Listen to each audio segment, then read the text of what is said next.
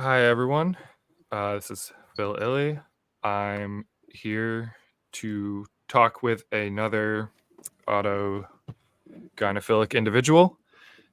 And yeah, just to add more to the pile of testimonies, because this sexual orientation is real and it is important that people know real things, and that autogynephilic individuals, when they are questioning this and they're being lied to by the trans community, that they can find other testimonies of people saying, yes, this is real and I have this.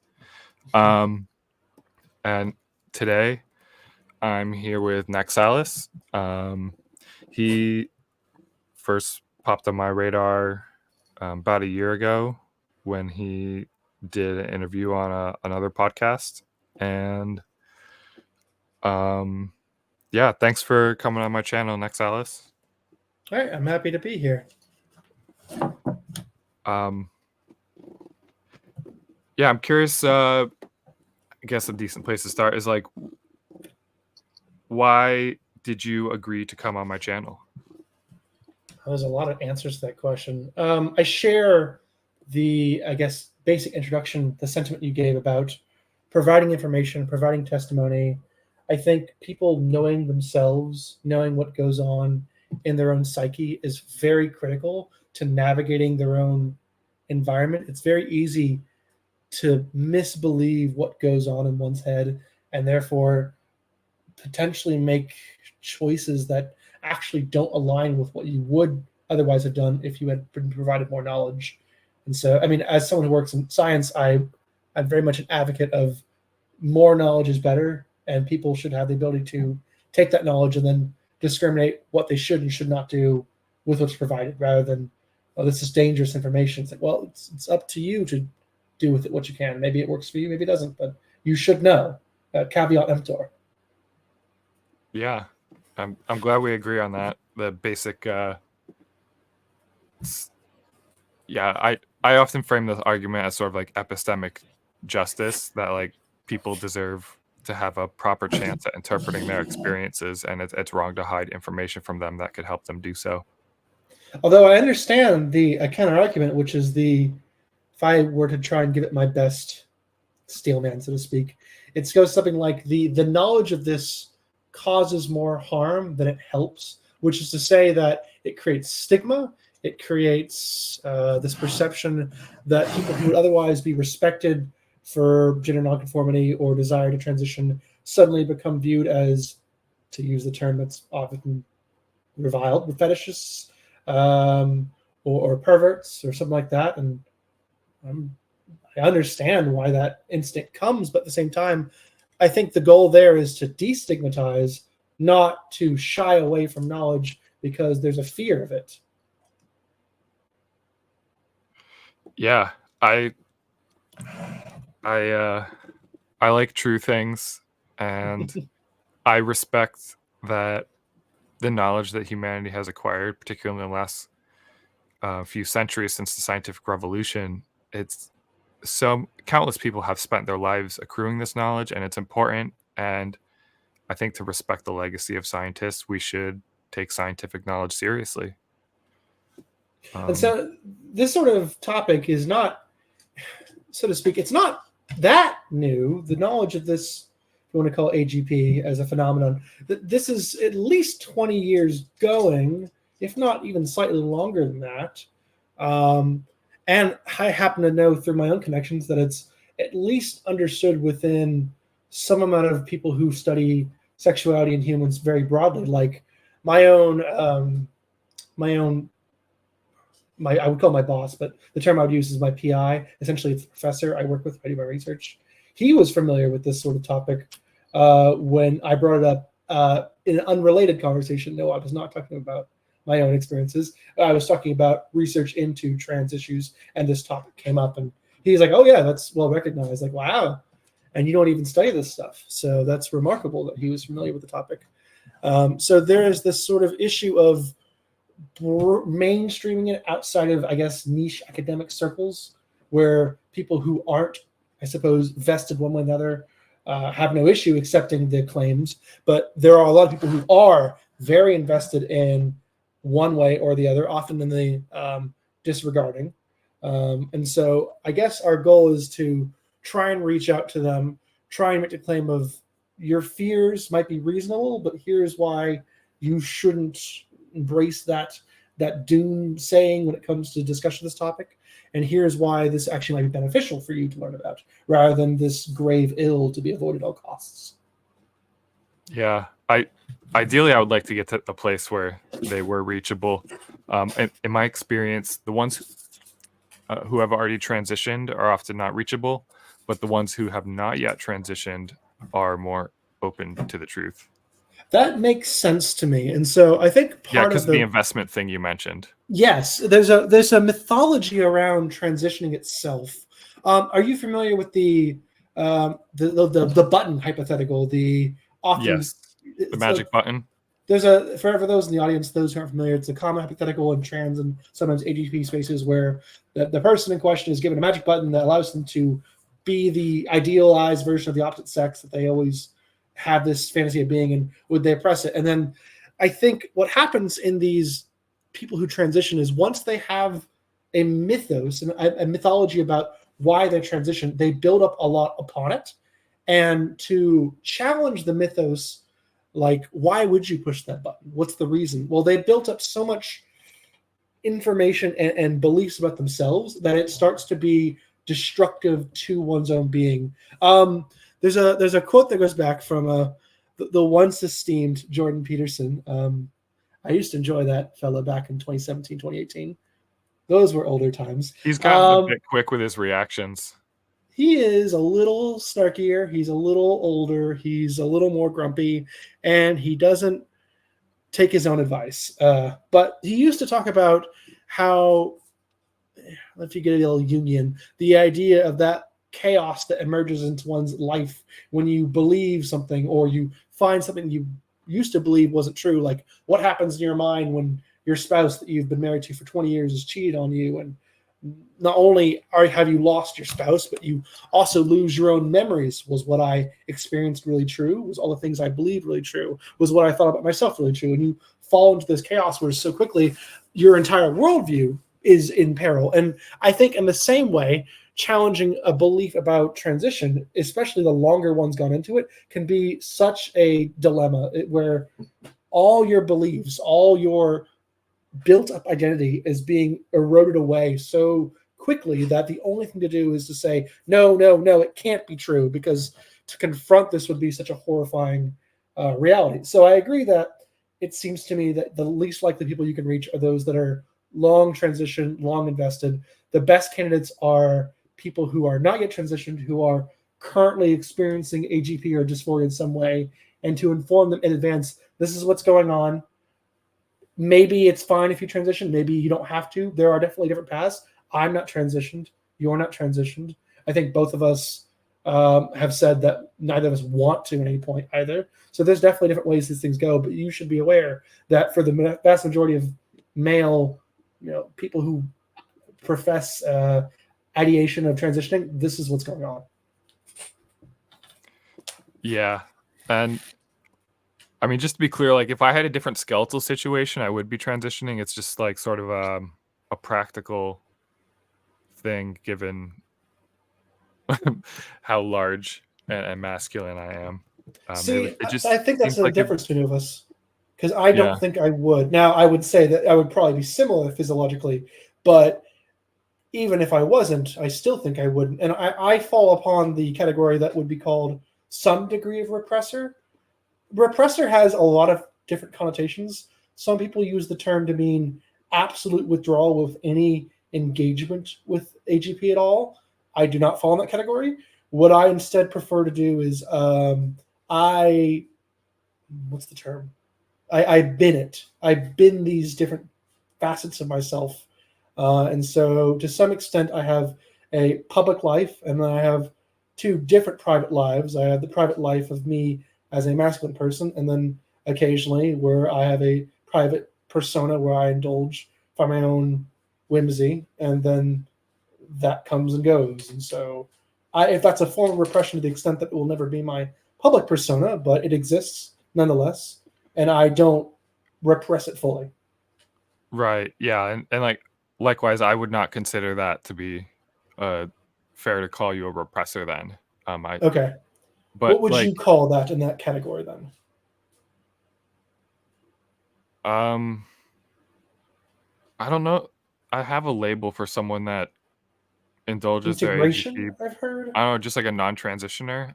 Like Yeah, some people are very heavy into public cross-dressing or transvestitism without full transitioning. That's definitely not me. But that's a lot more closer to what I would call integration than what I would probably use the term to be. Our Ask AGP has a lot of different terminology. I've frequented there pretty often in the past year, and so everyone gives their different opinions. Some people would call that integration or something similar. I'm not quite sure I would necessarily agree, but it's very murky. right, maybe yours is like sequestered or something. Yes, I call it binned because there's different facets to me, and I think, Yeah. I guess to sort of delve into this, my AGP was always extraordinarily tempered in my libido. In the past couple of years, that's been less true, and I think that's part of the inevitable progression that comes in AGP. And it's also interesting to compare those who have AGP significantly earlier in life, because mine didn't manifest until it was either, depending on the timeline, extremely late teens or early 20s. And some people report early teens. Some people report even before their teens, which I was initially skeptical that was true. And then I was provided more evidence, like, okay, it could happen. It's a little strange to me that something tied to sexuality would emerge pre-puberty. But I suppose there's also reports of even gay men reporting some amount of sexual interest prior to puberty. So I'm not sure what's going on there, but I'm skeptical but willing to believe it, I suppose. Right. And Lawrence covered that in her book with various narratives of early onset of autogynephilia. Yeah, I always should go back and reread it. I remember I read it like a year and a half ago, and it was one of those, oh, okay, that's a big deal. And in some respect, it's like, go back and reread it every once in a while, refresh yourself, because sometimes I get caught up in ideas or concepts, and I'm sure if I read the book, like, yep, it's covered in there, 20 years old, it's nothing new. This is a big problem in research. Researchers always come up with new ideas, and then turns out people decades earlier already checked that. Happens a lot. Yeah. It seems like a hard problem to avoid given how much knowledge, how much information there is in the world, and how it'd be hard to organize it in a coherent way. It just requires you to constantly be reading and being on the ball about scholarship. You can't just be a researcher, you have to be a reader, which is sometimes the part I have a hard time with personally. When your autogynephilia first started showing up, you said it was in your late teens, early 20s. Like what sort of signs did you notice? So put it in context. I think it would have been just after I had ended my first relationship, which lasted for a couple of years. I recall that there was absolutely nothing prior to that that gave me, in retrospect, because I had no idea what AGP was at the time. I probably didn't learn about AGP was until I was 25. That was 4 years ago. I think it would have been sexual interest in the idea of something masculine becoming more feminine. And that was an initial, I suppose, impulse. I spoke to this at length with Michael Bailey through some DMs that I don't mind sharing my end of, which was he was asking about my sort of like whole landscape. And I told him, I think prior to any sort of AGP type manifestation, I had another, if you want to call it paraphilia or something similar, where I had this generalized ideation of something becoming something else being inherently exciting. And so Transformation. Transformation is a general concept, yes. And I think that gave way to an AGP-based manifestation. So one of the things that I have personally dealt with, which is kind of contentious in this discussion, is the extent to which AGP itself is innate versus, say, the proclivity for AGP. I would probably fall much closer to the latter camp, in which there are certain predispositions that make one disposed to AGP, but that AGP itself has to be triggered in some form. It won't exist without cause. That's kind of how I view it. And so I think if you are someone predisposed, like I probably would fall into, then the right triggers or cues can cause it to develop. This is distinct from most other forms of sexuality. Like typically when you think of homosexuality, it is not triggered. It is very much written early on. I don't think that applies here. At least I have high amounts of skepticism that it applies here. Yeah. I mean, as you know, I lean more towards the predisposition is innate, and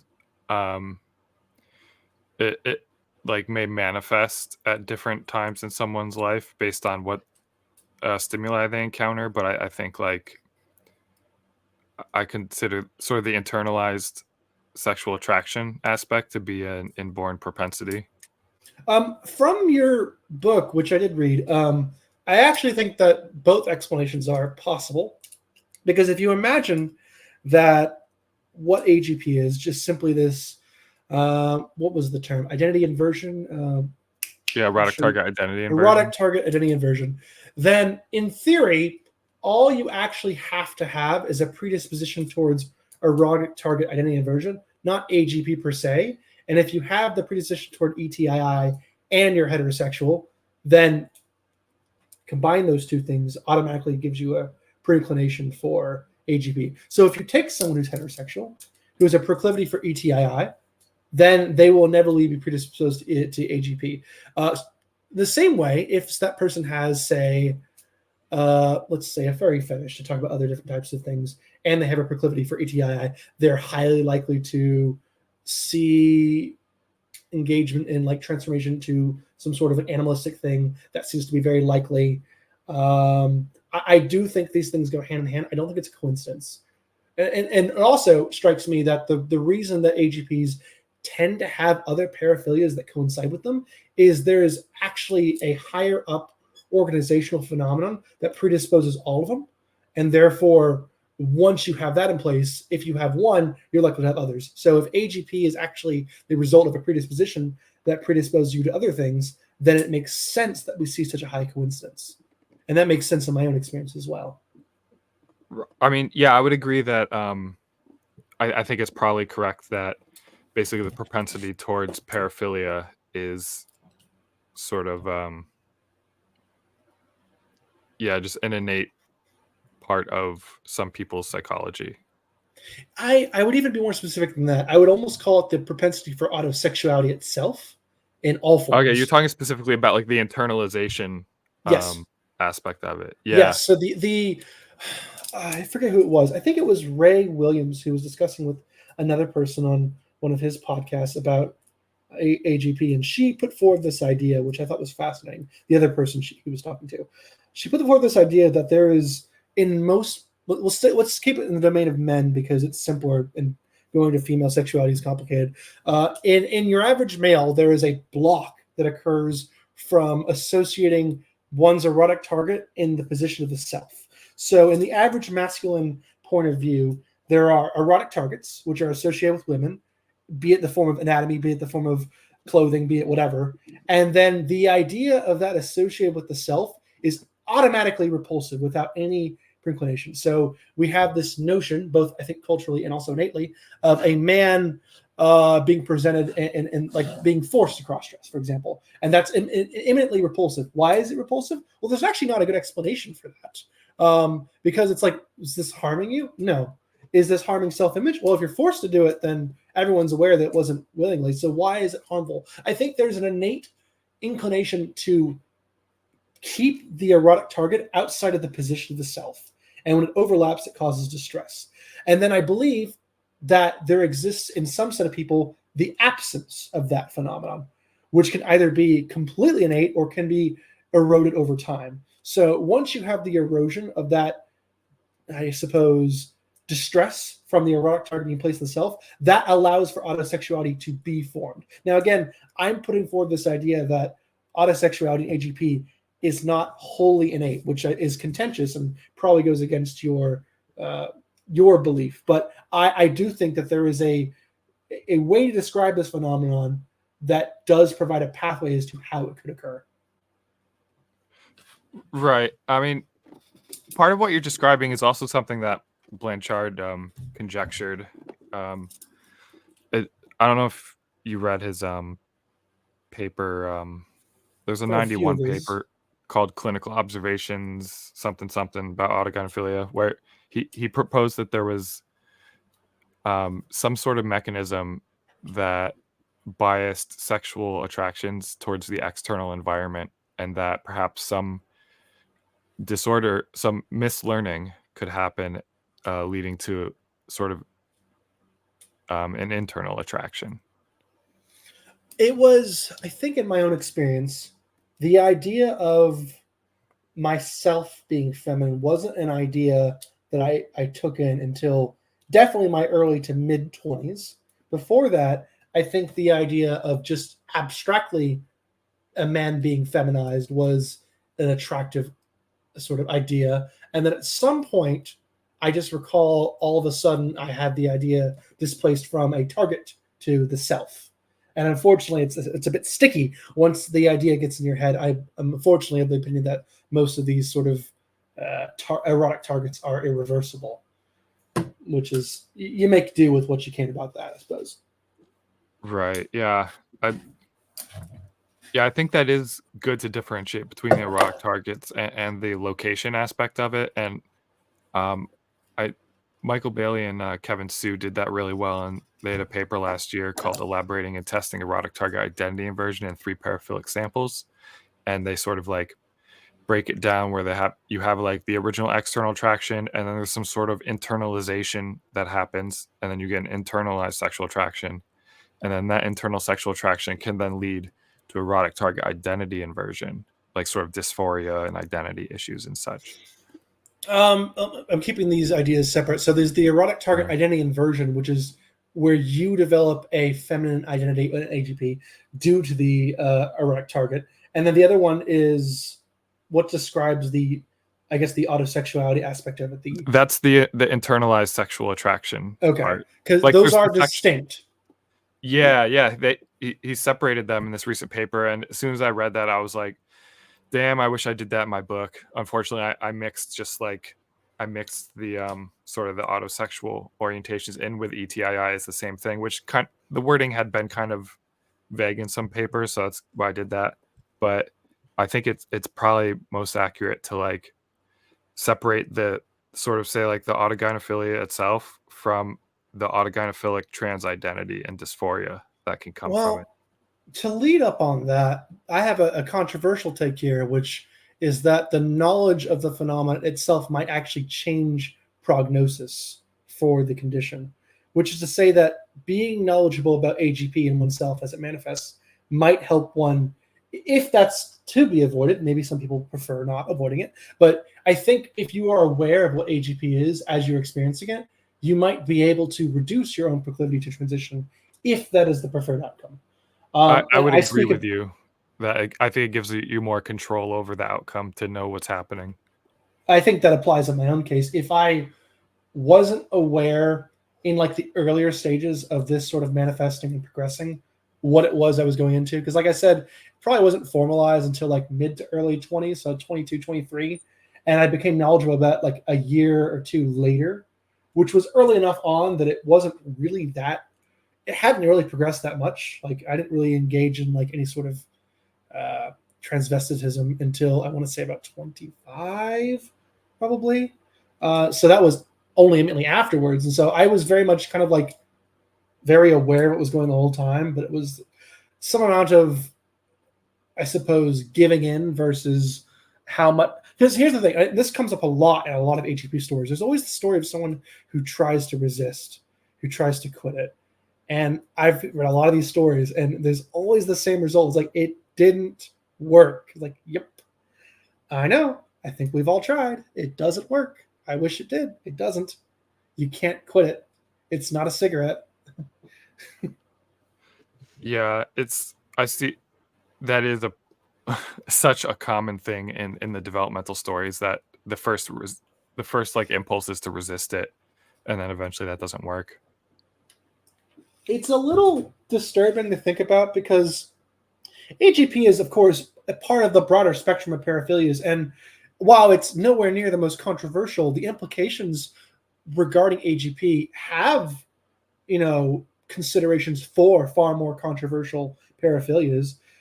Topics such as necrophilia, bestiality, and pedophilia being, of course, the kingpin of controversial topics. Unfortunately, a lot of claims that you can make about AGPs, even if they themselves are not controversial, the materia, the actual substance of what you claim about it, can be applied at a much higher level where the controversy completely compounds. And so, unfortunately, when we have conversations like this, people will often make persons like us responsible for the extent to which the claims about AGP could be applied to those higher categories, when I'm not willing to say that just because descriptively there might be parallels, prescriptively, that doesn't mean that we treat these things the same, and nor should they should be held to the same standard. Yeah, I agree that basically just because some of the sexual interests that fall within the very broad concept of paraphilia, like just because some of them, when acted on, are morally wrong, it doesn't mean that all of the sexualities under that umbrella of paraphilia are morally wrong to act upon. And ultimately, if you view yourself as a person who believes in an empirical world, the truth of the matter, the descriptive reality, is there regardless of whether you want to believe it. And so when we describe what we perceive as the reality, it is not a moral claim. This is how things operate. And we're either right, or we're getting closer to being right, or we're wrong, we're getting closer to being wrong. But ultimately, it's not a moral claim. It's an attempt to describe reality as it is. And so we can either say that's wrong because you're making a claim that doesn't actually match reality, or they can make this false claim, which is to say that's wrong because it implies something that is awful, that is hard to stomach. It's like, well, that unfortunately reality doesn't have any desire to conform to what we want it to be. It simply is. So regardless of what the implications are of these things, they are true or they aren't.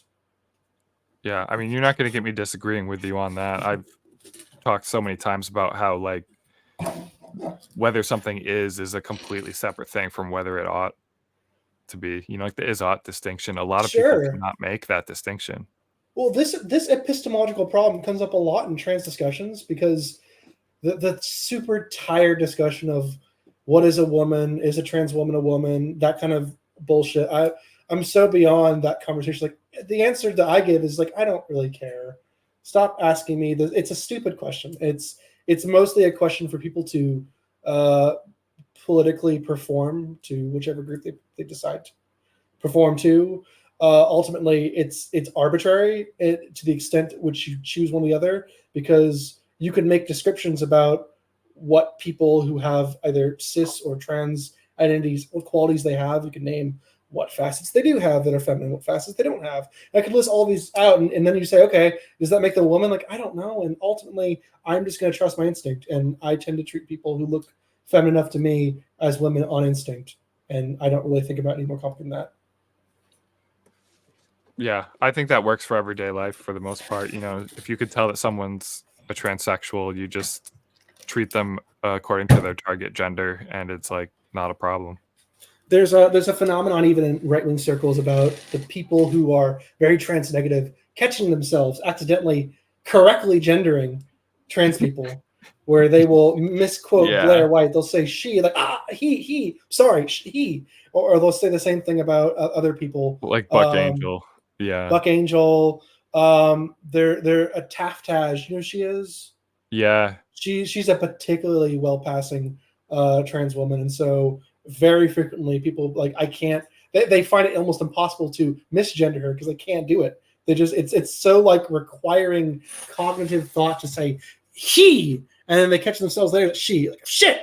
Like, it's I think that the way that happens is very indicative of like how the brain actually works for this sort of thing. It's impulsive, and so to that extent, I'm not saying misgender any person who immediately looks masculine at all, but I think there is a sort of impulsive, like, I identify it because it looks correct. And that kind of gets back to if you want to circle back to AGP a little bit, I think part of the transitioning there is the looking to embody the extent to which one can be identified with the, again, in this case, the feminine.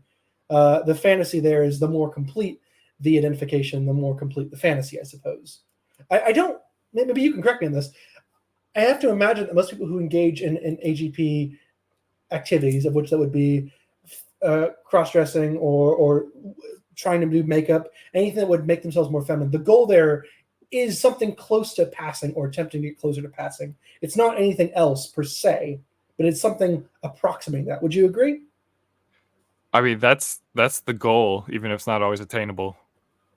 I guess the question there is, and you can speak to your own experience, when one does the sort of thing that is involved with AGP, whatever that may be, the goal there is to try to approximate some actual feminine ideal, if you can call it like the platonic form of some femininity. That's the target, and so you are approximating that. Correct? That's one way of saying it. Sometimes I think about it in terms of just symbolizing femininity, like trying to rack up femininity points. There is, I suppose, always the dissonance between one's desire to approximate that and then the unfortunate distance that one has to that with their actuality, which to some people I think manifests as dysphoria, and then in some segment of people, of which I suppose myself is included, there is a lack of dysphoria, which is an interesting paradigm. I do not know so strongly why there is this disparity between the non-dysphoric and the dysphoric, but the Do you think disparity you're likely to develop it at some point? they say that occurs. I don't think so, but you know, people have been skeptical of that. The idea goes that it's a progressive condition, so it always ratchets further. I Yeah, I don't think think it's there's always, some but like truth in to some that. people it does. I think there's some truth to it. For example,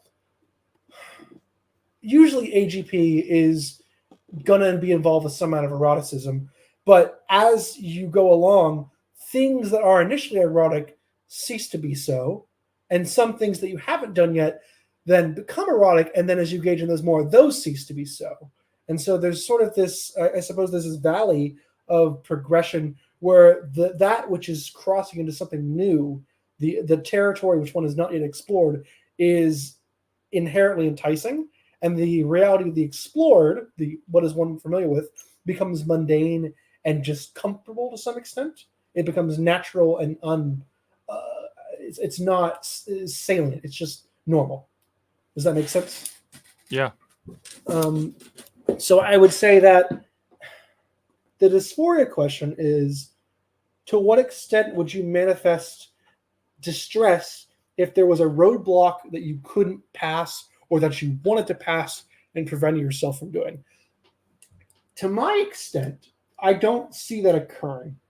Now, I think there is, based on my conversation with people, if you describe the different types of AGP, whether it's focused on one's anatomy or if it's focused on, say, attire, you call that sartorial AGP, or other forms, there's this proclivity, I think, that AGP focused on anatomy has the highest propensity for dysphoria, which I suppose makes sense to me. That's the hardest one to just change without transitioning, obviously. And it's also the one that's most going to buck up against reality. The reality of one's body being masculine is going to be it's a very hard hurdle to change. The reality of embodying a feminine attire and an aesthetic is actually quite easy. Spend a couple $100 and you can probably do it in a day or so. And then once it's lost its luster of sorts, and then you go back to normal. And then do it again a week or two later when you feel like it. That's kind of been my experience with the matter. I felt actually kind of liberated because the extent to which I can just say, okay, throw myself to the wind and let's go have some fun. And then I do so, and then I'm done. Like, okay, cool. I have gotten out of my system. I feel good. I'm not even at this point distressed or I suppose ashamed of it, because I think a couple years ago, I had an internal conversation with myself where I said, this shame is only productive if it changes my behavior. Is it going to change my behavior? A, no, it's not going to change our behavior. We've tried that. Okay, then what's the point of the shame? Well, it hurts me. Is it going to do anything productive? No. And then I told myself, stop it. It's only productive if it changes your behavior. If it doesn't change your behavior, which it's not, abandoned the shame, abandoned it completely, and said, okay, I'm going to give that up. I'm not going to worry about it anymore. I'm just going to worry about protecting myself from others and not worrying about my own internal criticism because it's pointless. It's not going to help me. And so that's how I dealt with it. Yeah, I think that's a healthy approach to dealing with the shame. Like, 'cause to my understanding, shame is, like, in an evolutionary sense, sort of a feeling that is about trying to save you from reputational damage. Sure. And so, like you said, if it's not going to actually change your behavior, then it's like it's not going to fulfill its function anyways. So Well, just do whatever you want. don't get me wrong. The social damage aspect is still very salient to me. I am sure all those, all of that shame that I've said I'm not going to worry about would rush back in very quickly if all of a sudden it was known to my family members what was going on, because they are conservative. They're not going to likely understand. The amount of conversation we would have to have would be in the several hours to even get to a point where I think they would even remotely understand. And even then, it's a toss-up as to whether or not they'd be okay with it. And so shame becomes very salient then, because there's this desire to want to appease and not upset those you care about, to not harm them. It happens a lot when I imagine late transitioners deal with their spouses, and they have these very traumatic breakups because the shame mixed in with both people having very different expectations of what is. It almost comes into that like paradigm, like I said, of someone cheating, where both sides now have this complete shaking of what reality was and who they've been with, what even is real, and it's very messy. And so for the worst thing you could ever do, I suppose, and the thing you want to avoid is transitioning late 20 years into a marriage. That would be one of the worst case scenarios. It's rude, one could say. It's rude. It's also not great At the very prognosis least. wise. The likelihood for being happy, not so good. The likelihood of regretting what happened, pretty high. You know, I often think of sexuality as this sort of ball and chain that all men are saddled with. And I say specifically men because even though women are not asexual creatures, I don't think they deal with sexuality exactly the same as men do. You've described AAP, and to the extent that I believe it's real, I think it probably exists in a far, far fewer fraction of trans identifying females or FTMs than it does for trans women. I think it explains a lot lower percentage. And I think part of that has to do with the fact that male sexuality is such a beast on the mind of men. And the small number of women that I think purport AAP accurately, I think have been androgenized, if I would say. I think they have had a masculinized sexuality to explain the phenomenon, if that makes sense. Well, yeah, I would agree that it's probably that aspect that at least is masculinized to some extent because it's paraphilia. No, I mean like hormonally, prenatally. I think that these are women that are highly likely to be predisposed to autism. I think that there is physically something different that has probably pushed them to have a sexuality that is more masculine typed, to have a higher propensity for paraphilia itself. Because as Michael Bailey describes, paraphilia in women is rare. He says non-existent, but I wouldn't go that far. But I will agree that it's rare. And I think the reason it's rare is just because male sexuality is so different. It's not this mirror. So I have this hang up about sex differences because I'm in a field which studies sex differences, where everyone thinks that sex differences are mirrors of each other. So if women are up, men are down. If they go forward, you go backwards. It's not a mirror. Sometimes they're just asymmetrical. They don't fit into each other. They're not mirror opposites. Sometimes the male sexuality is not an inverse of the female sexuality. It has facets and traits which there are no parallel to in female sexuality. And the same is true in the reverse. And so these things can be somewhat intranslatable because there are phenomena that you cannot relate to without the experience of it, because there is no equivalent to relate it to, if that makes sense. I would describe male sexuality as being in that domain. Yeah, I would say like there's some of that I agreed with in the sense that like like males, masculine and feminine traits aren't necessarily opposites. Like it could just be that one trait is unmasculinized versus being masculinized, for example. That's a good way to think about it. There, in sex differences themselves, we often talk about masculinization versus demasculinization, or feminization versus defeminization. The axis is not one end masculine and one end feminine. There's two axes. There's feminization versus defeminization, masculinization versus demasculinization. And so the demasculinized, defeminized is this ethereal, non-existent, sexless being which has no gendered traits, because that doesn't actually exist. But it's speaking to an ideal. To the extent that you could reach that, it would be the non-gendered creature. And you could have a creature that would exhibit both traits, something close to hermaphroditic to the extent that exists, but it doesn't really exist in humans either. So it's not either. It's kind of both or neither, if that makes sense, as the two axes.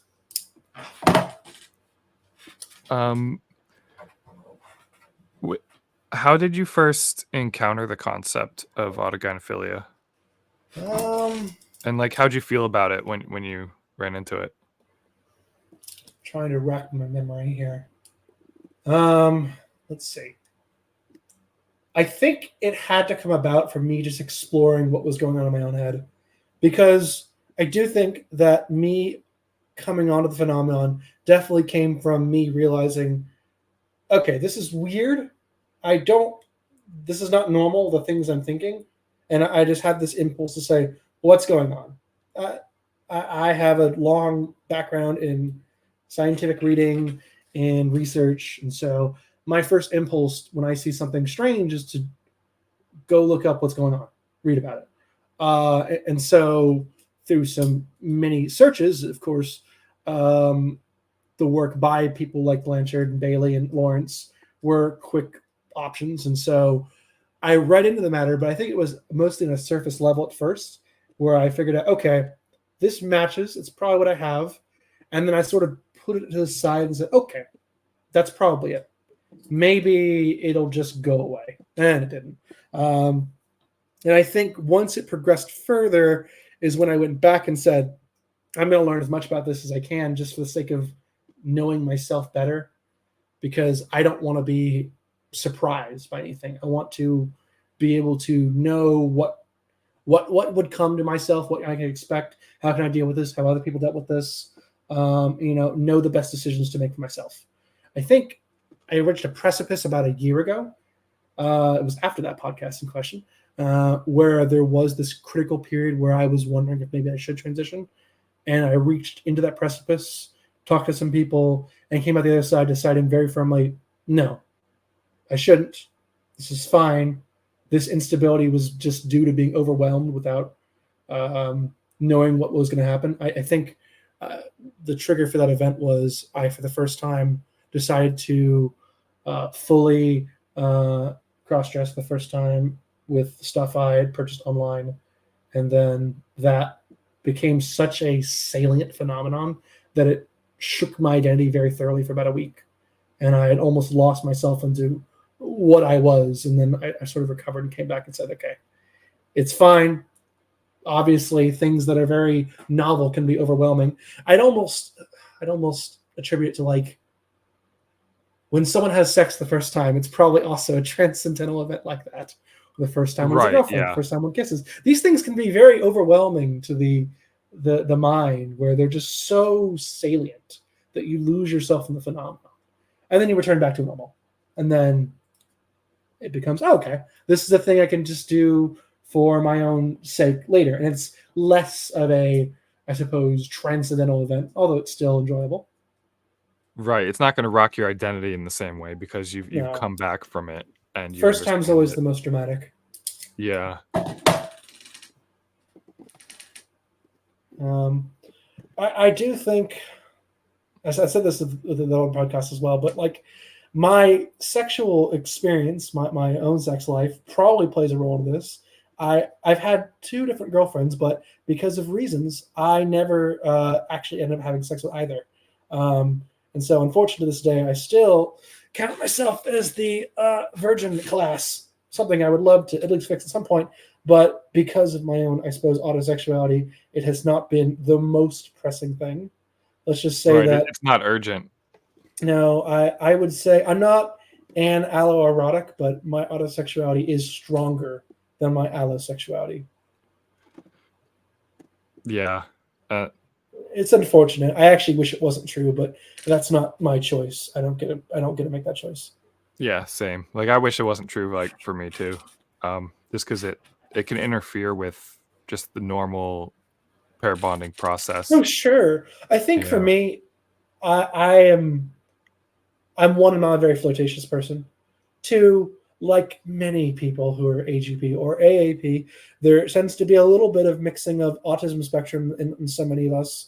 Why? I don't fucking know. It's really annoying, and it pops up so much that I really want to know why the research on this hasn't like figured out what's going on there, because the coincidence there is very high. Um, and I think it's getting higher. That's the other part. This is also why I don't think it's a purely innate thing. I think the correlation is increasing, which suggests to me that there's at least some amount of exposure element going on there. Well, autism is a highly heritable condition, so wouldn't that point towards it being innate if this overlap is happening so much? You're conflating two different ideas. There is a heritability to autism. The heritability to AGP, if AGP is related to autism, is second order in that sense, because if being being on the spectrum predisposes one predisposes one to AGP, but AGP can come about from two combined factors. We say autism on one end, and then some amount of environmental stimulus, some non-zero amount. Then there's a second order effect where, depending on the environmental stimulus, you can have a correlation change over time. You can have a higher correlation if the environment lines up better, and a lower correlation if the environment is more dissonant. For example, for reasons beyond just pure persecution, I suspect the rate of AGP in, say, highly conservative countries, China, India, or the Middle East, is much lower than in America. Like the actual raw rate, not just the reported rate, the actual raw rate. I think that they are lower.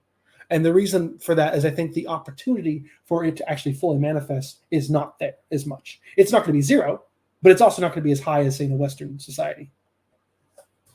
Yeah. I mean, the only survey I've seen from China is that their rates of reported autogynephilia and autoandrophilia were below the Western norms. Of course, there's always the question of how much can you trust the reporting in a culture that reveres conformity and not embarrassing your family. Yeah, The tendency absolutely. to lie is going to be high. Tendency to lie in the U.S. is probably high, but it's going to vary. So yes, with a grain of salt, of course, I don't trust the raw polling, but I think if I were to stake a claim here, in a true sense, I believe that there is a raw difference in the two, and I think that because I have adopted this view that there is at least a non-zero environmental contributing factor to AGP. I'm not going to say it's all environmental. I don't think it's true at all. I think there's a very strong innate proclivity, but I think there's a summation of the two where they synergize and then create increase or decrease in the manifestation of this. I would agree the environment definitely influences like how much it manifests as your proportion of thoughts and motivation. But yeah, I still lean towards the like born this way thing, so to speak. If I would give another sort of controversial take, I think that one's very early sexual experience probably also plays a role. Well, and there's a sort of a chicken and egg issue there of like, if one's predisposed to AGP, then that has a likelihood to affect one's early sexuality per se. I think that's true. But And there's it'll also stick out in their memory a lot if that's definitely true. yeah. That's definitely true. But I think also there's a first order effect of like the first erotic stimuli that you encounter when you're a young teen is the most salient and is most likely to be pursued. And so I call this the prom effect of the stereotypical courting a girl, take her to prom, probably have sex the first time on the way there. She becomes your first girlfriend, probably don't get married, but what happens is you break up with her going to college, and then for every subsequent relationship is mirroring the previous one in form and kind of improving upon it until you eventually find a marriage, presumably. And so in the same sort of sense, if you miss that opportunity or something similar and you find something else that is salient, it also has this sort of improve upon and ratcheting effect. I think all sexualities to some extent ratchet, at least in men. I can't speak to women because I've never experienced their side of the bargain, but I do think that there is this sort of track that one gets on where you start and then you accelerate and then maneuver better, and you're just going along and along until it reaches some, not necessarily some finality, but some consummation, some end goal. And for some people that is transition. For other people that's marriage. For some other people, there's some equilibrium where they just don't go any further and stop. Some people are forever bachelors, not in the gay sense, but they never marry. They just forever are engaged in courtship, but never anything further. Or in the case of AGP, they're engaged in no actual transition, but something before that, like you and I. I think that these are different courses, but ultimately, if you were to let it go, like hands out, no breaks, some course, some endpoint reached. So with the AGPs, they're like late age transitioners. They are the ones that never learned how to grasp their own brakes, so to speak. And eventually they just start going down the hill of, oh no, what's going on? I don't know what's happening to me. And then they crash to the bottom of the hill, so to speak. And that's unfortunate. So I think a lot of this is just, one, getting your reins around your own psyche, your own sexuality, understanding that there's an accelerator and there's also a brake. There's not a backup button, but there's a brake. And then just once you're aware of that, pace yourself and then follow the course of what you're willing to in your own conscious sense, rather than letting it steer you before you get somewhere you weren't expecting, so to speak. Yeah, no, I mean, I agree. That's good to get an intellectual handle on it as soon as possible so that you have the greatest chance of steering it. Because, if you steer to the wrong place with this thing, or just don't steer and let it bring you places, it seems like it's way more likely to lead to suffering. Sure. I mean, would you say, based on people you've talked to, because you've talked to way more, that there's a lot of, maybe once people are more familiar with AGP, they feel more in control of themselves. The knowledge brings with it control of themselves in the manifestation of the thing? Yeah, it's hard for me to say clearly. I do think it speeds up people's gender questioning process, so to speak, either Sure. towards, like, as you or I choose not to transition versus those who do. I think it just speeds up that whole process, because it, instead of like wondering if you're like trans, you're instead like, okay, I'm gonna have this sexual inclination the rest of my life, and it's gonna impact my feelings. Do like, what do I want to do about it? It's like a much more pragmatic thing that sort of gets people getting a handle on their situation quicker. Oh, I completely agree with that. So I think I said earlier that knowledge of this can help in preventing transition, but I also would agree with you that the opposite can also occur, that if you have knowledge of this and you consider it, some people might be encouraged to transition sooner because they realize, one, it's progressive, two, it is not an aberrant phenomenon to the extent that it's somewhat normal. It occurs in a decent percentage of people and it's explainable. It's not psychosis, it's not insanity, it's sexuality, which is to say a normal part of you that is never going to really go away. And And it's so the type of heterosexuality on top of that. That's speaking to the normality of it. yeah, for sure. And so I forget what the percentages are for AGP, but I think it was in men, the numbers were something like 2%, 3%, which is Yeah, actually pretty high. right. If It's you about believe as those many numbers. as there are gay men. Yeah, that's a pretty considerable number. Yeah. And so I think if you're early on in life and you're confronted that you have a sexuality, the earlier you get the knowledge, the more likely it probably will turn you transition, probably, because then you have a lot more, like, one, you have the advantage of knowing now is the best. The best time to transition is always now, as opposed to later when you're a man, at least. And the longer you wait, the worse it is in that respect. So when they are afforded the opportunity to make a decision as soon as possible, many take the deal. And then those that don't sort of, I guess, get self-assured in their choice. Like, listen, I made this choice. I knew what I was getting into, and therefore they've been in control of it ever since. So regardless of the outcome there, the earlier people are informed of this, the better they can make a decision that's right for them and be committed to that decision, so to speak. Yeah. I mean, I agree with that too, which is like why I think it probably belongs in sex ed, at least like at the high school level. I would say, yeah, maybe high school. I think I wouldn't put it in middle school. No, I'm At the not trying very to least, pink it should pill be. people, At the very least, it should be in every sexuality course in college. But Right. it's Yeah. At probably very minimum. taboo Yeah. there. I don't know that it's quite. It's still taboo enough a subject that it probably is not spoken in any mainstream academic circle without being in whispers, which is something we have to change, ideally as soon as we can.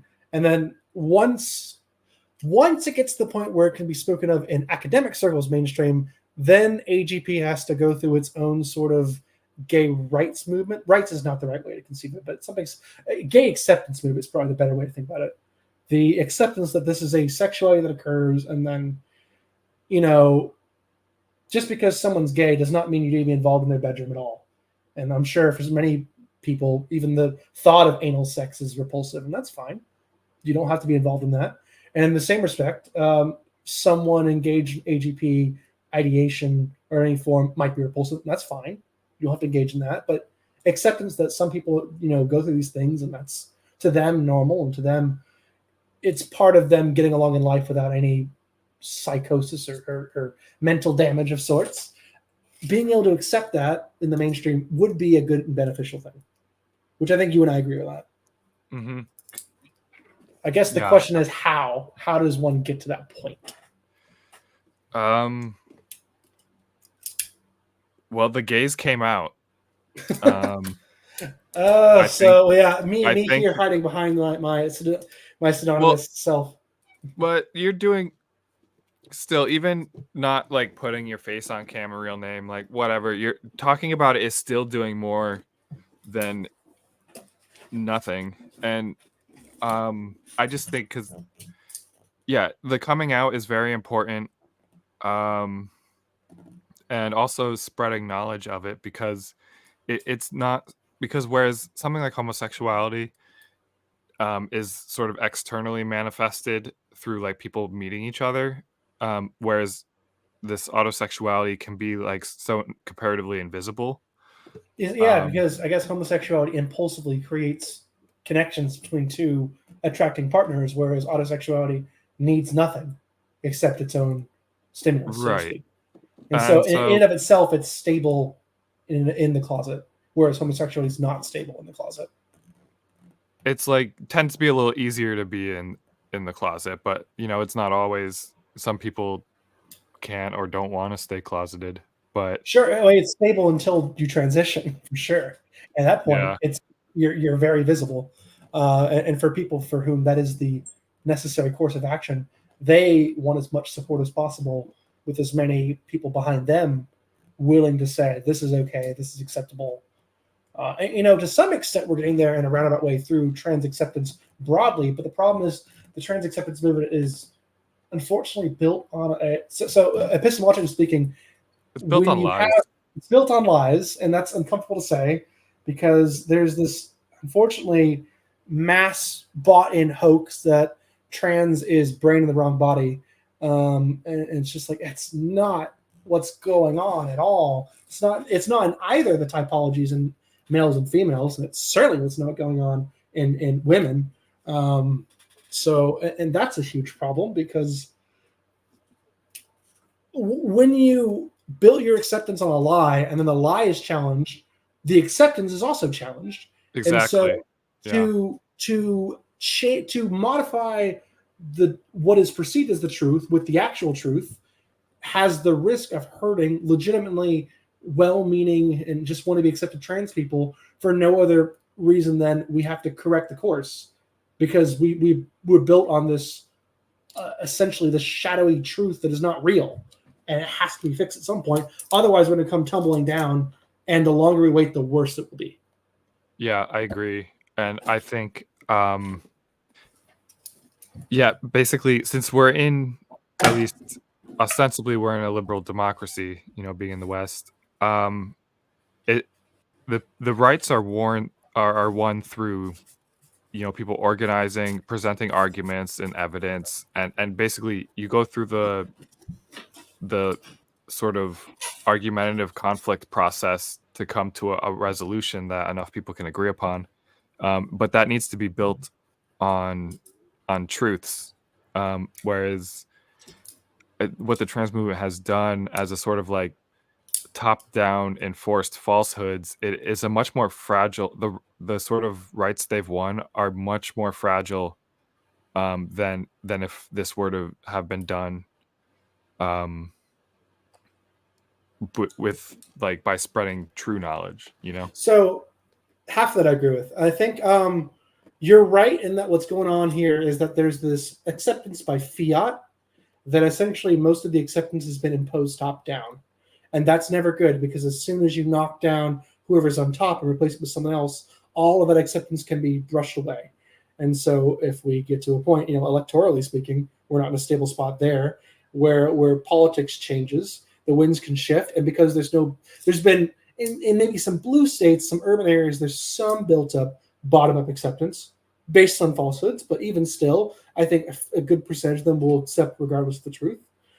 For a lot of others, there's a lot of parents of trans people, maybe people who are relatives to those, who have contingently built up acceptance based on some actual perception of medical necessity, which is probably not undermined by anything AGP talks about, but then some other mythological knowledge about transitions, like this person was always a woman, this person was just born in the wrong body, that if you tell them no, it's actually a manifestation of sexuality, they will probably react with some amount of horror, and many of them will feel like they've been deceived.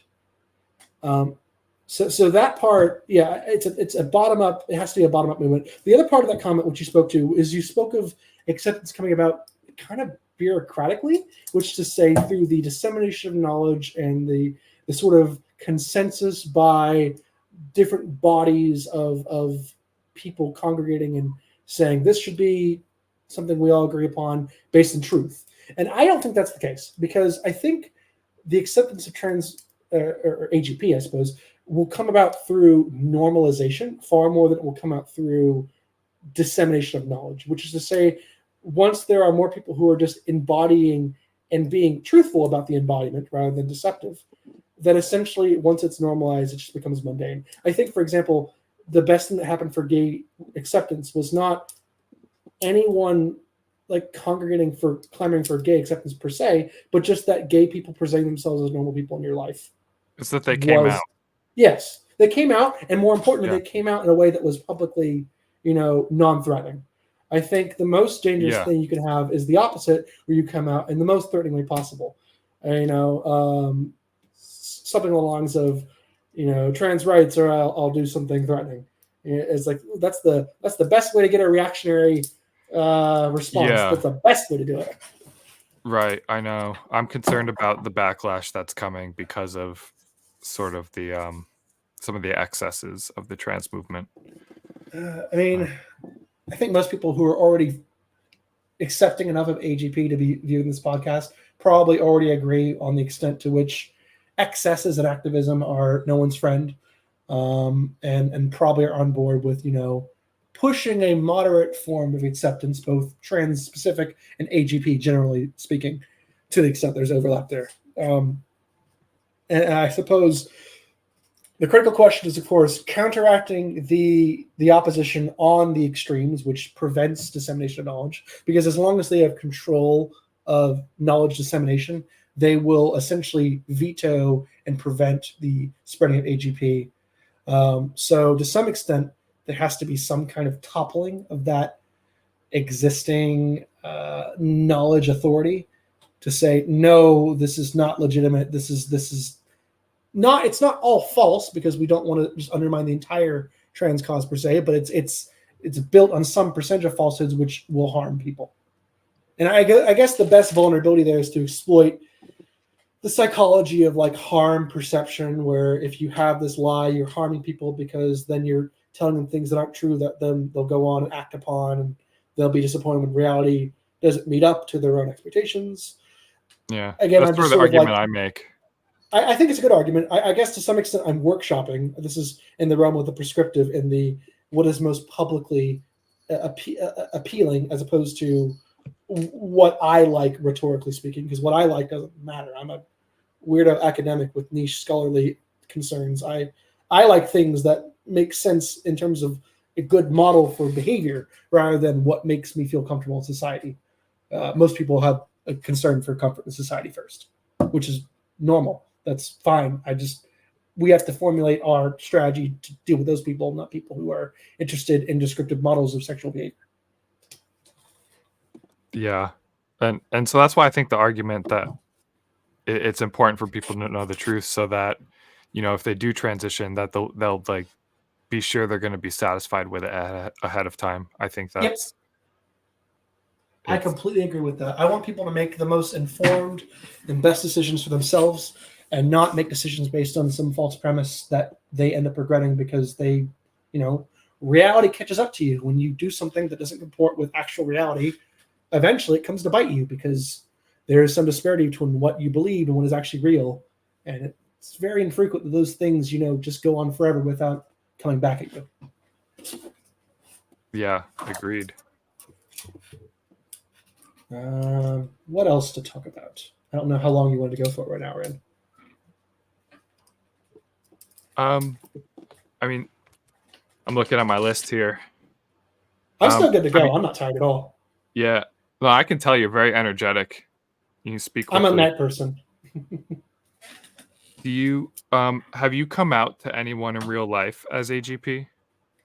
In real life, I have one singular person. My best friend of 24 years knows. He doesn't know it by its name. He knows it by, I suppose, its manifestations, because I've described it to him, but I've never talked about the actual etiology of the thing. And the only reason this happened is because he actually confided to me first something else, where he talked about he was dealing with his own sexual hangups regarding subordination and emasculization as a sort of sub in a BDSM type environment. And so that to me was an opportunity to be like, I understand where you're coming from. I've dealt with sexual hangups of my own, actually. Somewhat similar, although different. Those are kind of adjacent, yeah. They're adjacent, although ironically, I would say that nothing about my AGP requires emasculization at all. I don't have any problem with masculinization. It's the femininity I like, not the. I'm not trying to get rid of the masculinization, so to speak. Right, but I think for some AGPs, the emasculization is gratifying to them, sort of like in a negative version of how you described transformation towards the feminine as attractive. That makes sense. It just is not something I've experienced personally. Right. Yeah, no. I mean, me either. Like, I don't necessarily like the emasculization, but like I get it in the sense of like becoming less masculine is sort of like, at least in a sort of one-dimensional masculine feminine way of thinking, that is a way of becoming more feminine by becoming less masculine. Makes sense. I can imagine those two tend to travel together, just not always. But anyway, yes, this one person, very long time friend of mine, one of the only people I think I've ever talked about sex lives with. I mean, there's a stereotype, which is probably true, like frequently stereotypes are, about men just do not talk about sex with each other beyond I had sex in the conversation. Cool. Describe it. No, I'm not going to do that. But right, yeah, I've talked to him about it. I've talked with his wife about them. That was because I think she was asking me for advice, and she knew I knew things about him. Like, that was an awkward conversation, but I think I did help them in the end. Right, it's a very delicate situation. That's such a weird question to field on a Friday night after socializing. I think alcohol contributed to that conversation.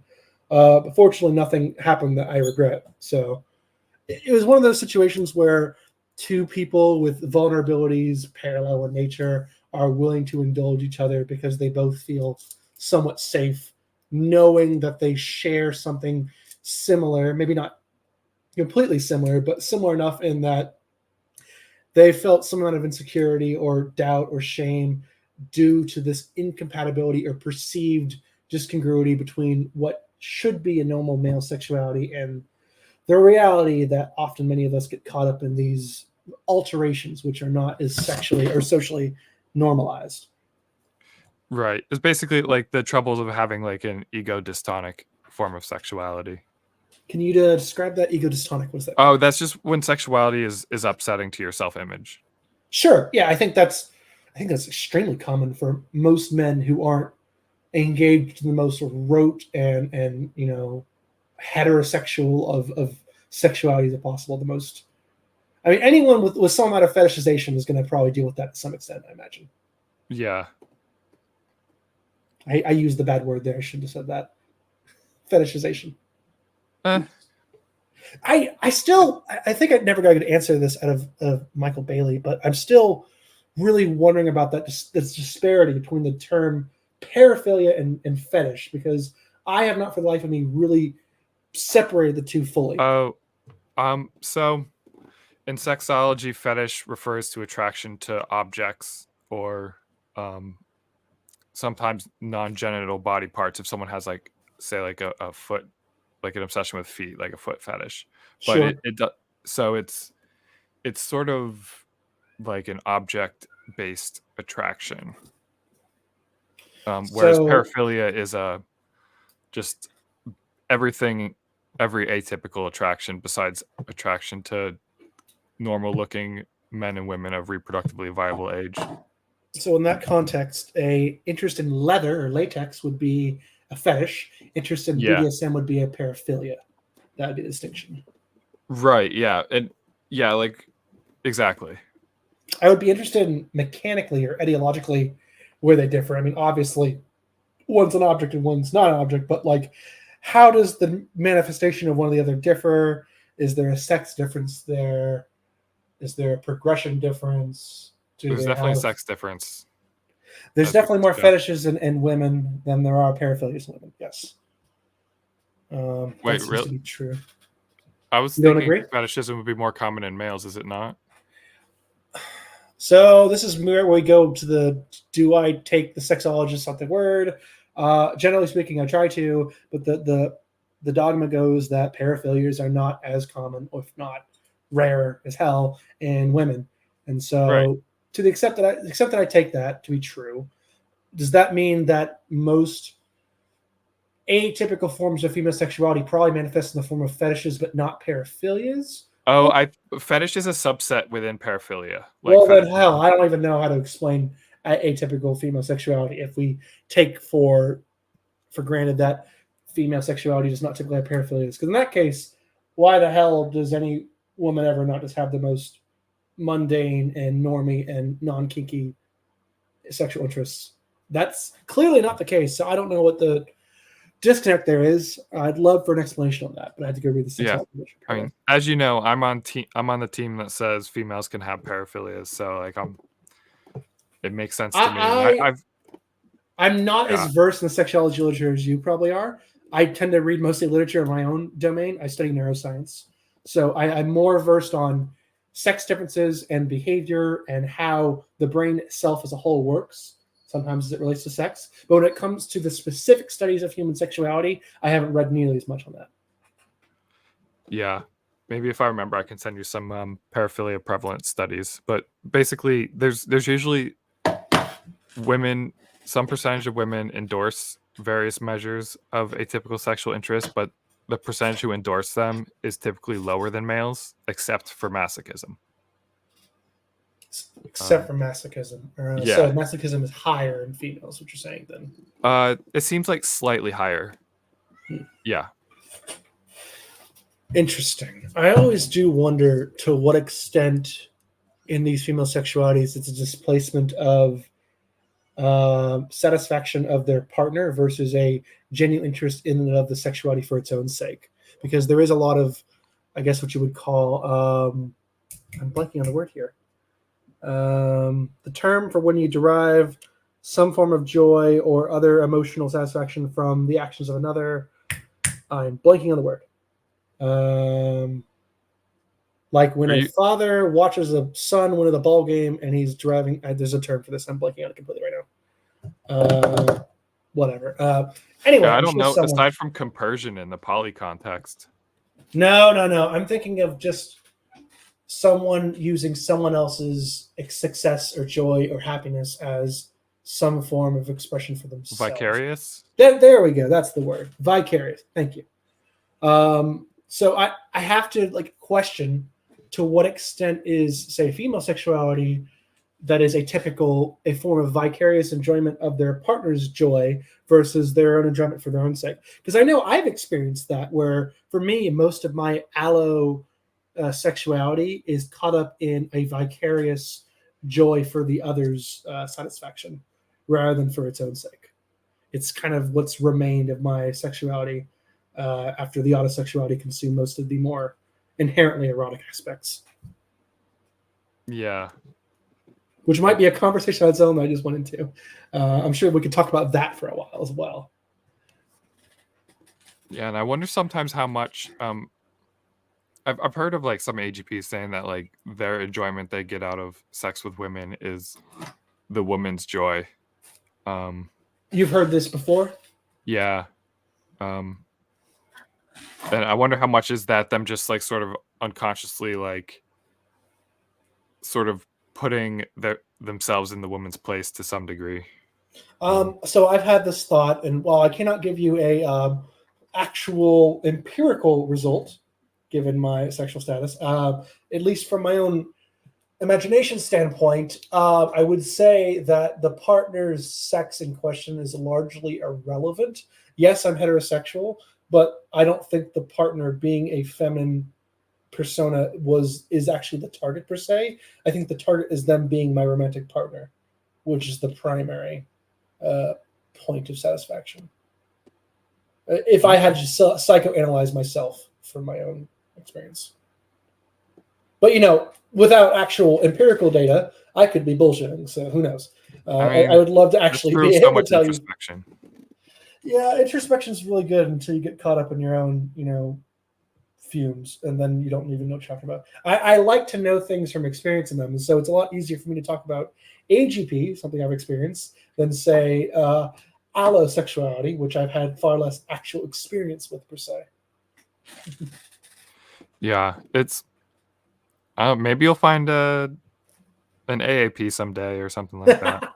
No, so I've often thought about the conversation, the inevitable conversation that has to happen with a partner who you're not keeping this hidden forever. It's not happening, and it's probably better to make it known earlier than later.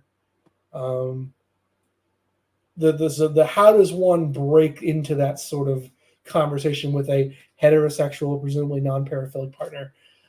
Carefully, I imagine, or with some sort of like, it's kind of like when men have to watch porn in addition to their sexual relationship. I imagine actually very similar. Whereas, like, listen, it's not about you or not being enough. It's just that men and women have different libidos on average, and often men need more, and so they get what they need on the side in addition to it. Not obviously from cheating, but from just another source, porn, or in the case of someone like myself, maybe autosexuality. There's only so much libido that goes around, and most of my AGP, 80-90% of it is still caught up in libido. So one of the best things that actually keeps AGP down is consistent appetite feeding of my libido. One of the best way to encourage my AGP to grow is to not do so. Right, it'll bleed out into the emotional realm if you don't. Oh, it's awful. I've described times where I've been, I suppose, self-abstinent for multiple days, sometimes just because of scenarios. And if it's really bad, the sort of like fracturing of my identity starts to become pronounced, where it starts to be less of a sexual thing and a lot more of like almost true dysphoria, where I feel myself like becoming more and more attached to this ideation of embodying a feminine ideal, where an identity starts to crystallize and manifests, and it starts to become scary, where I feel like a prisoner in my own mind, and like the most thing I want to do most is like go shove it back in the closet when I get home, and like, oh, phew, it's gone now. I'll deal with it on my own terms, so to speak. Yeah, and that sort of experience I think is common, and which is why it perplexes me when I'm sure you've seen it on Ask AGP so many times where someone will say, "I'm trying to do NoFap to make the AGP go away," and everyone's the like, worst strategy "No, possible. the worst strategy. It'll make it worse. It'll make it much worse. Guaranteed to make it worse." I bet this food will stop looking appetizing if I go without food for a while. No. You'll be slumping on the ground in days like, give me anything. Give me that. I just need it so badly. It's the worst strategy. You can't do it. There's a fundamental assumption here that it's like an addiction where if you go long enough without it, it'll go away. It's just not how it works. Right. It's more like food in that respect. It really, like, I hate to say this. I returning to the male sexuality as this sort of beast. It really does feel like in any manifestation, whatever it is, whether you have a normal sexuality, allosexuality, heterosexuality, or AGP or similar form, it does feel like this non-life threatening but still necessary impulse. This like, it is a need. It's just you won't die, but you will experience some psychological distress if you don't at least feed this semi-regularly. It's very strange to describe it that way because it's like there's no other need humans have that is not like life-threatening without, if you cessate, like sleep, Right, if you don't except get for it, you'll sex. die. Eat, if you don't get it, you die. If you don't drink, you'll die. Sex is one of the few things where if you don't get it, you won't die, but holy shit, it can fuck you up psychologically if you do Yeah. not handle that properly. It at least feels like a need. It does feel like it, and I don't understand why. They're the only exceptions to this in my life I've experienced, and they're very notable. Are when I get into very strong interest in like a romantic partner or prospective romantic partner. I've dealt with these periods in my life where I've developed really strong interest in someone where they capture my attention. I'm thinking about them fairly regularly, even when I'm not around them. And I'll notice that my libido and my AGP as a whole vanishes, sometimes for days, sometimes for weeks, for as long as the interest is maintained and is salient. And then usually at that point, if there is any libido, it's replaced with erotic desire, not even per se for my own satisfaction, but like I said before, the desire to satisfy them, to make them feel happy. That becomes the erotic target, which sounds very wholesome actually compared to most people's eroticism. But unfortunately, in my life, it's usually a temporary phenomenon because courtship only lasts until you either ask them out or you don't see them anymore. And thus far, I haven't had a long enough example to use to see how far it lasts. Because the comparison always goes that people with AGP will get in these relationships and then they'll satisfy their desire for some amount of time, and they'll get longer and longer the relationship, and it eventually becomes normalized. And once it becomes normalized, the AGP will creep back in because it's not being competed with as much. And then all of a sudden, they've not dealt with it for so long, it feels overwhelming. I think there's this danger for many people who aren't as familiar with that sort of psychological phenomenon of being overwhelmed by the return of that AGP and it becoming strengthened when they haven't dealt with it for years, potentially. And so those are the people that tend to just suddenly, boom, transition out of nowhere once they've gotten like married and after had a divorce. kid. It's a very the transition immediately after having a kid is actually unfortunately quite common.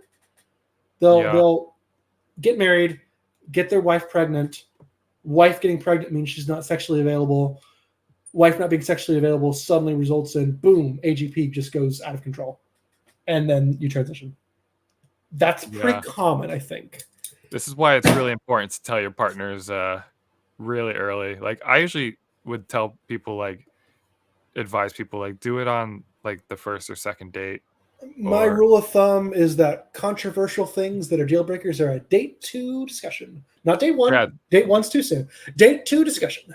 Date 2 is fine, yeah. But when people are like getting to the point of dating a woman for months on end and not telling her, it's like that's dangerous. Women have a limited fertility window. Don't fucking waste her time. At least before the first time you have sex. Don't drop that afterwards. That's a great way to make them really angry. Yeah.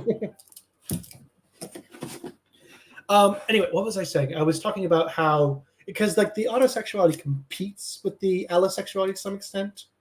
And when one of them flares up more, the other one is suppressed. And both of them can flare up to some extent. The autosexuality can flare up if there's something particularly salient that I've done related to it. And the allosexuality obviously flares up if someone romantically interesting in my life comes available. That can be very salient. And it is unfortunate they kind of compete with each other. I wish there was a way to like. I guess I say I wish there was a way to meld the two. It does happen. It's called transviance, but that's not most for people who don't transition. That's not an option, obviously. I suppose it does make sense why so many trans women date each other, because that actually does integrate the two quite nicely, and I'm sure that's quite satisfying. Right, and they understand each other, and then also if one of them does have a low sex drive, like they're both like whatever about it, you know. Yeah. I've also described the phenomenon where I can actually displace my AGP onto a target, which is to say, and so, what is the term? Gynandromorphophilia. It's interest in anyone who is an gynephile. I'm thinking of anyone who is basically occupies both male and female traits. Usually, it's trans women in these cases. I'm sure you've heard of this term, the gynandromorphic. Yeah, you GAMP and yeah, and the but gynandromorph. there is a particular displacement I've experienced where AGP can be displaced onto a gynandromorphic target, where I can have both the AGP and the allo eroticism without either of them being located on me. So I would almost call it a double erotic target identity inversion, where it goes from allo to auto back to allo again. It's like a double inversion. It's like an allosexual expression of an autosexual desire. Yes, and it actually does make sense to me that there's no reason why. I think that's why the correlation's so high between GAMP I and wouldn't be AGP. surprised. I don't know which comes first, so to speak. There's definitely who knows the direction there, but I do believe they feed into themselves, because the ability for it to flip probably designates the ability for it to flip again. So in the scenario that I'm describing, the target in this case is a feminization of a masculine target, which can occur in me, but also can occur in another person, and therefore I can displace the AGP feelings I have onto someone else who is a presumably transitioning trans woman, and then that becomes fulfilling on both ends, and it sort of squares the circle. So if it wasn't for the fact that I would prefer to have kids someday, that would actually be the ideal relationship. But not everything could be satisfying. The technology's not there yet. No, and probably won't be in my lifetime. No. But that's okay. It just means there's multiple possibilities in terms of outcomes that are potentially satisfactory. I know Boyce said that he thought I'd be a good dad, and I thought, oh, that's the sweetest thing everyone has ever said to me. Well, he's really pro. I would say pro-natalist. I mean, or just pro like traditional family. Well, I mean, I don't have any problem with traditional family. I think that traditional family is good to have. Yeah, no, me either. I think it's good too. It's just not required for everyone. Some people don't have to go that route. Most people are probably happy that way. 70%. Right. It's not for everyone. Yeah. It's not for everyone, but for the people it is good for, I should be encouraged. Yeah. It's probably good for most. I mean, that's how humans still exist, right? The exceptions to the rules, as many of us find ourselves, may have to have other occupations, but for everyone else, this is generally the right path. That's always the conservative way is like, don't overgeneralize, but at least provide an example and a model that can be followed, depending on your proclivity. That should be the model, I suppose, conservative, just providing an example without enforcing it. If that makes sense. Yeah.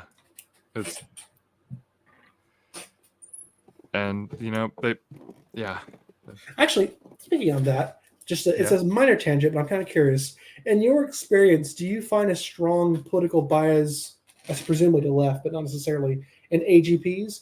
In my experience, it's fairly like well the self-aware ones.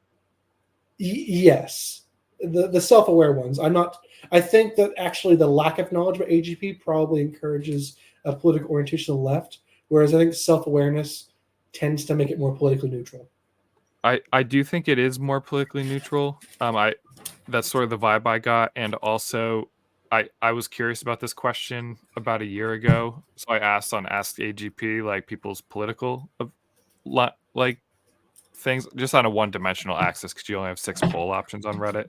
Sure. And it was about as moderate of a distribution as you could imagine. The most common answer was moderate, and then the next most common ones were like slightly left or slightly right.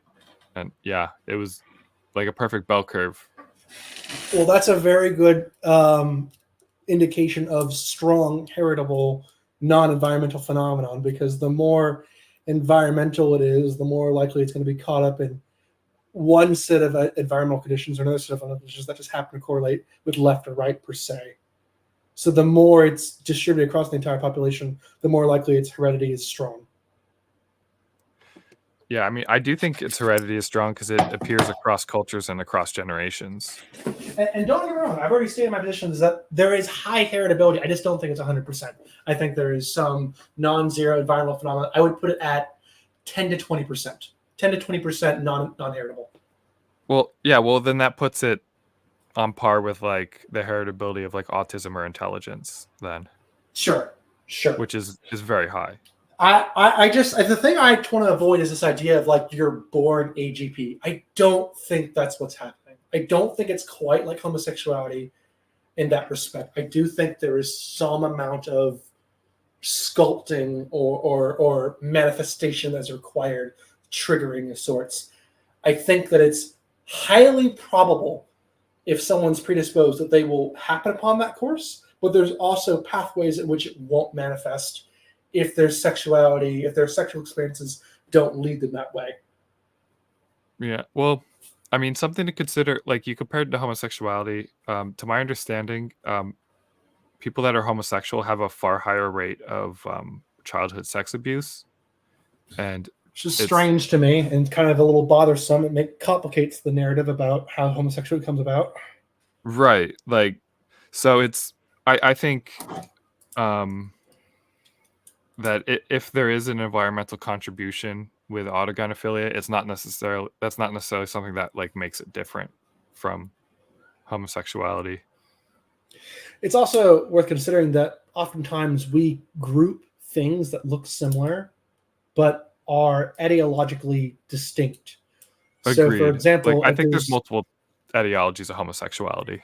yeah, sure, there's maybe multiple etiologies of homosexuality. There may be multiple etiologies of AGP, and the thing that always gets me strange is that how do we deal with the fact that there are really early on AGP people versus those who manifested quite later? Like, how do we explain that? That's a strange one for me, especially those that are AGP before they're even in puberty, because then there's no sexual impulse to there to feed it. That's weird. I don't get that. There, I usually interpret the earlier onset as something that's correlated with higher intensity of the autosexual thing.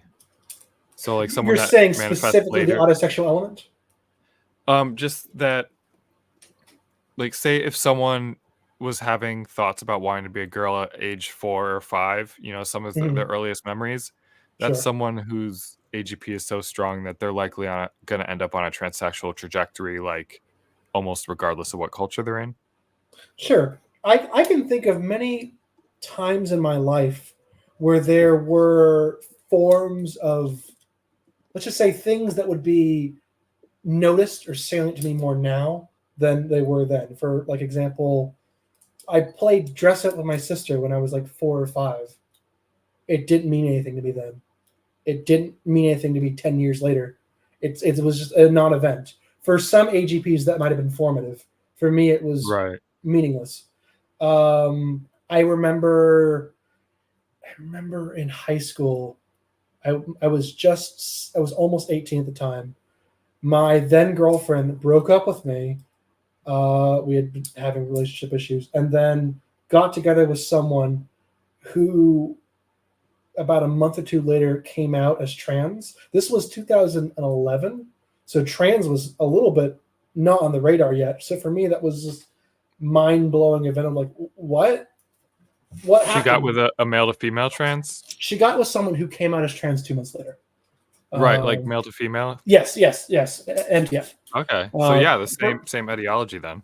That was to me like, for one, the experience to me was shock. It wasn't curiosity. It wasn't anything else like that. There was no acknowledgement of interest. It was more of just a, what the fuck is this thing that is involved with the person I was just dating? It was to me, it was alien. It wasn't Right. anything I could relate to. So again, that I was age 17, almost 18. I would have been 18 at the time I realized this. So like I said, I didn't experience AGP. I said late teens, early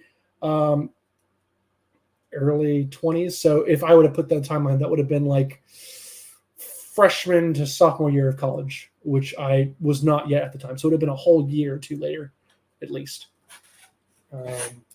Again, so it comes to me because I hear experiencing people who have this at age 13 or 12 or earlier, and just to me, it's so foreign because my association with this was always tied up in my experience to actual erotic material. Now, the chicken and egg, why did I become interested in that in the first place? Good question. Who knows? But there was never it was never there in its own domain first that I recognized, if that makes sense. Yeah.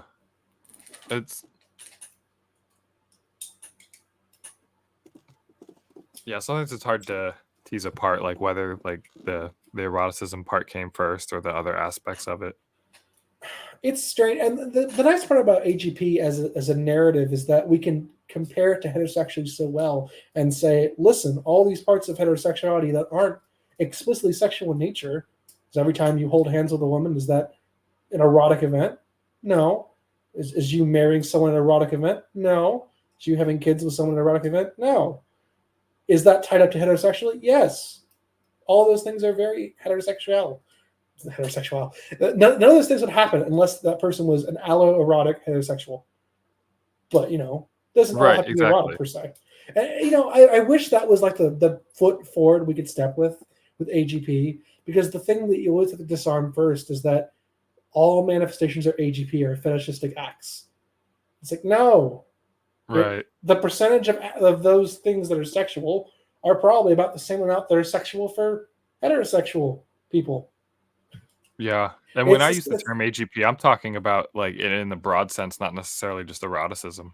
Sure. I mean, I'm describing it in the whole sense as well. I mean, obviously, Yeah. people tend to think of it first in the erotic sense because that's most salient. That's what's most salient for heterosexuals too. What is the first thing a heterosexual learns? Women make me feel weird when I look at them. No shit. That's how early sexuality manifests.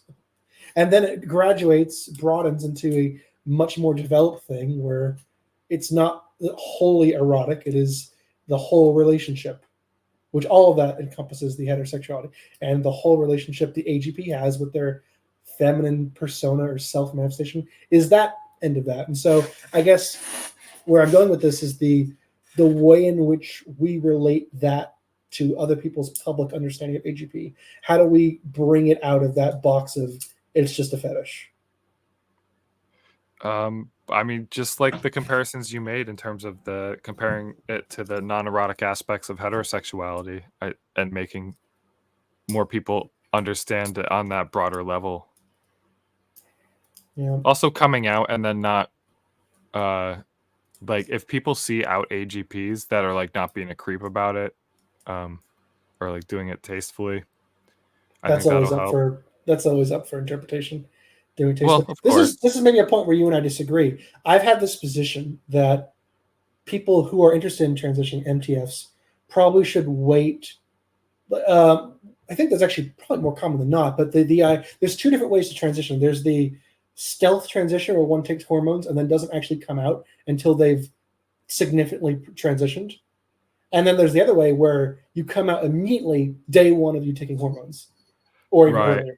I think And for male to then females, they should do the first one, estrogen first and then wait. it definitely probably is aesthetically easier, socially easier. I think the Yeah, latter like one causes a lot of problems, and you get your um, who was the Bud Light woman who got all controversies. Um, Dylan Mulvaney. yeah, you get Dylan Mulvaney situations, and that causes a lot of controversies. Um, Well, to be fair, she's pretty over the top. she's crazy, and the weirdest part is I was always back and forth like, she was gay. Is she AGP? She's acting very AGP, but she's gay. I don't get it. So that for Yeah, me was like, sometimes there are cases where I'm like, the etiology is not making sense for this one. What's going on? right. Well, something I think about with regards to like sometimes people think that if an AGP like say if a trans woman is solely androphilic that it means they therefore can't be AGP. But I think Blanchard explained the the asexual type or the erotic type as when the autogynephilia outcompetes the allogynephilia. Sure. And he also described the bisexual type as one that experiences pseudo-bisexuality / meta-attraction. And so Yeah. I think it follows from these two observations that basically that if autogynephilia can override your allogynephilia, like if it can remove your attraction to women, and if autogynephilia can create an attraction to men, then therefore there will be some autogynephiles that have androphilic partner preferences. This is the idea of a pre-transition meta-attracted AGP, where they are pseudo homosexual, so to speak, Right. Yeah, like they'll think of themselves as gay. and they're not actually gay. They're just But pseudo. They're yeah, meta-attracted. it's basically just like an autosexual ideology of homosexuality. See, that just makes deciphering between the two that much harder, because then you can't even rely on the sexual reports, which is Well, supposed to be the most reliable measure, unfortunately. the sexual reports are really reliable for disqualifying someone from inclusion in the homosexual transsexual category. Only in one direction, and then we get to this point where, in the end, everyone's AGP. It's like, oh It god. gets to that point where, like, I mean, if you just add up, say in the big like transgender surveys, the community ones, if you just add up all the non-homosexuals, you get about 80% Yep, non-homosexuals that's what I among the heard. trans women. And if like that's a lower bar, like that's the minimum. And then because some of the ones that are androphilic are going to be AGP too, so then you get like maybe up to 90%. It's like say like half of them are actually just meta attracted AGPs. Like it's just your base rates among like male to female transsexuals, the base rate of AGP is just so high where you should just like assume AGP until proven otherwise almost, and It's you'll be probably right more true. than not. I think if you go back to like the Harry Benjamin stuff back half century or so now, the idea there is that the HSTS types tend to be the most outwardly dysphoric out the gate and the most strongly and confidently professing of their transsexuality compared to AGPs, which have a lot more variance and Uh, can be on the strong side, but also can also be on the weaker side. Because do you ever really hear of people that are HSTS who have a weak dysphoria? That's probably uncommon. well, like if I think that the HSTS will only transition if they think their appearance outcome is going to be really good. I think I saved the Where like the Benjamin scale though, if you'll also notice for the like true transsexual categories on that one, it they do describe being homosexual, but it also says could be asexual as well. I had actually just saved the Benjamin scale or reference later because they have that type. It's labeled type 6, which is just all of that to me is like, yeah, that's just HSTS in that case. Right, but doesn't that one even say that they could they if they could also be asexual and have a history of like marriage? Let's see. It says intensely desires relations with normal male as a female if young. Later libido low. May be unmarried and have children by using fantasies and intercourse. Yeah, That one does not that's say AGP, asexual. Is it right? AGP? I Well, don't the one know. that like Well, main I'm mm, gonna look up the scale now. I have it. I could like post it, or I have it as a file, not as a URL. So I don't know why I saved this of all things. I'm just like, this might be important later. I mean, that this Um, is one of the classic images related to this subject. Like that's well, I mean, definitely this good is like one study. of those you got to know your history, so to speak, and so this is like one of the most early texts on the matter people should be familiar Yeah. with when discussing this thing. Um, I remember having this person who was one of those types who professed to be transsexual, not transgender, and put a lot of more weight on the Harry Benjamin side of things than say the Oh, Blanchard side of things. Which I right. mean, I don't have a strong opinion one way or another on them. They both add knowledge to the matter. It's not either or. But that also struck to me as like insecure AGP type behavior. But yeah, Exactly. Yeah. Like the ones that really care about like who is a true transsexual. Like if you're caring that much for identity reasons, it like sounds I like it's a psychological security measure. yeah.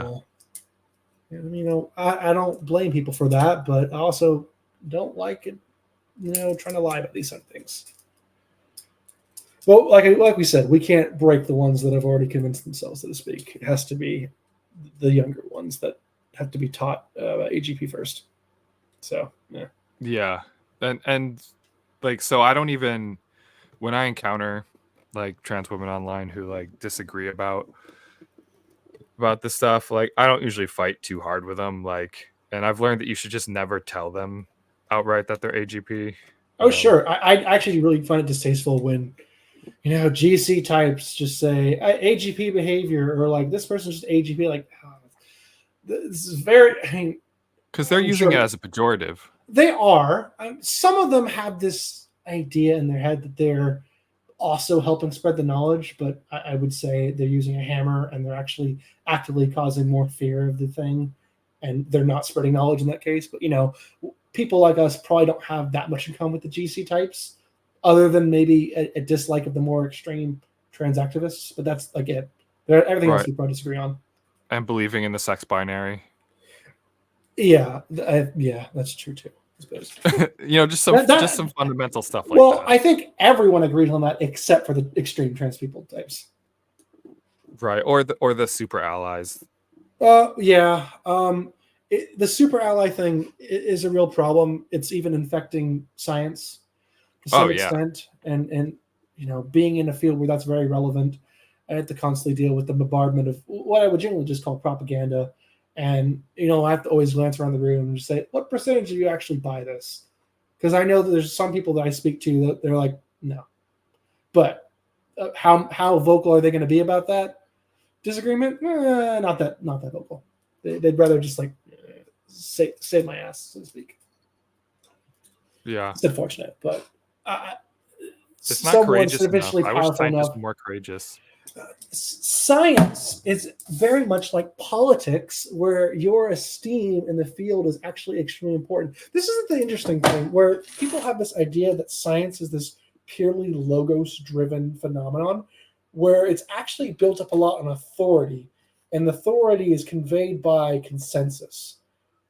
Even though that's not supposedly how science should work, because the idea is that science should be done through empirical data. And that's true on a per study basis.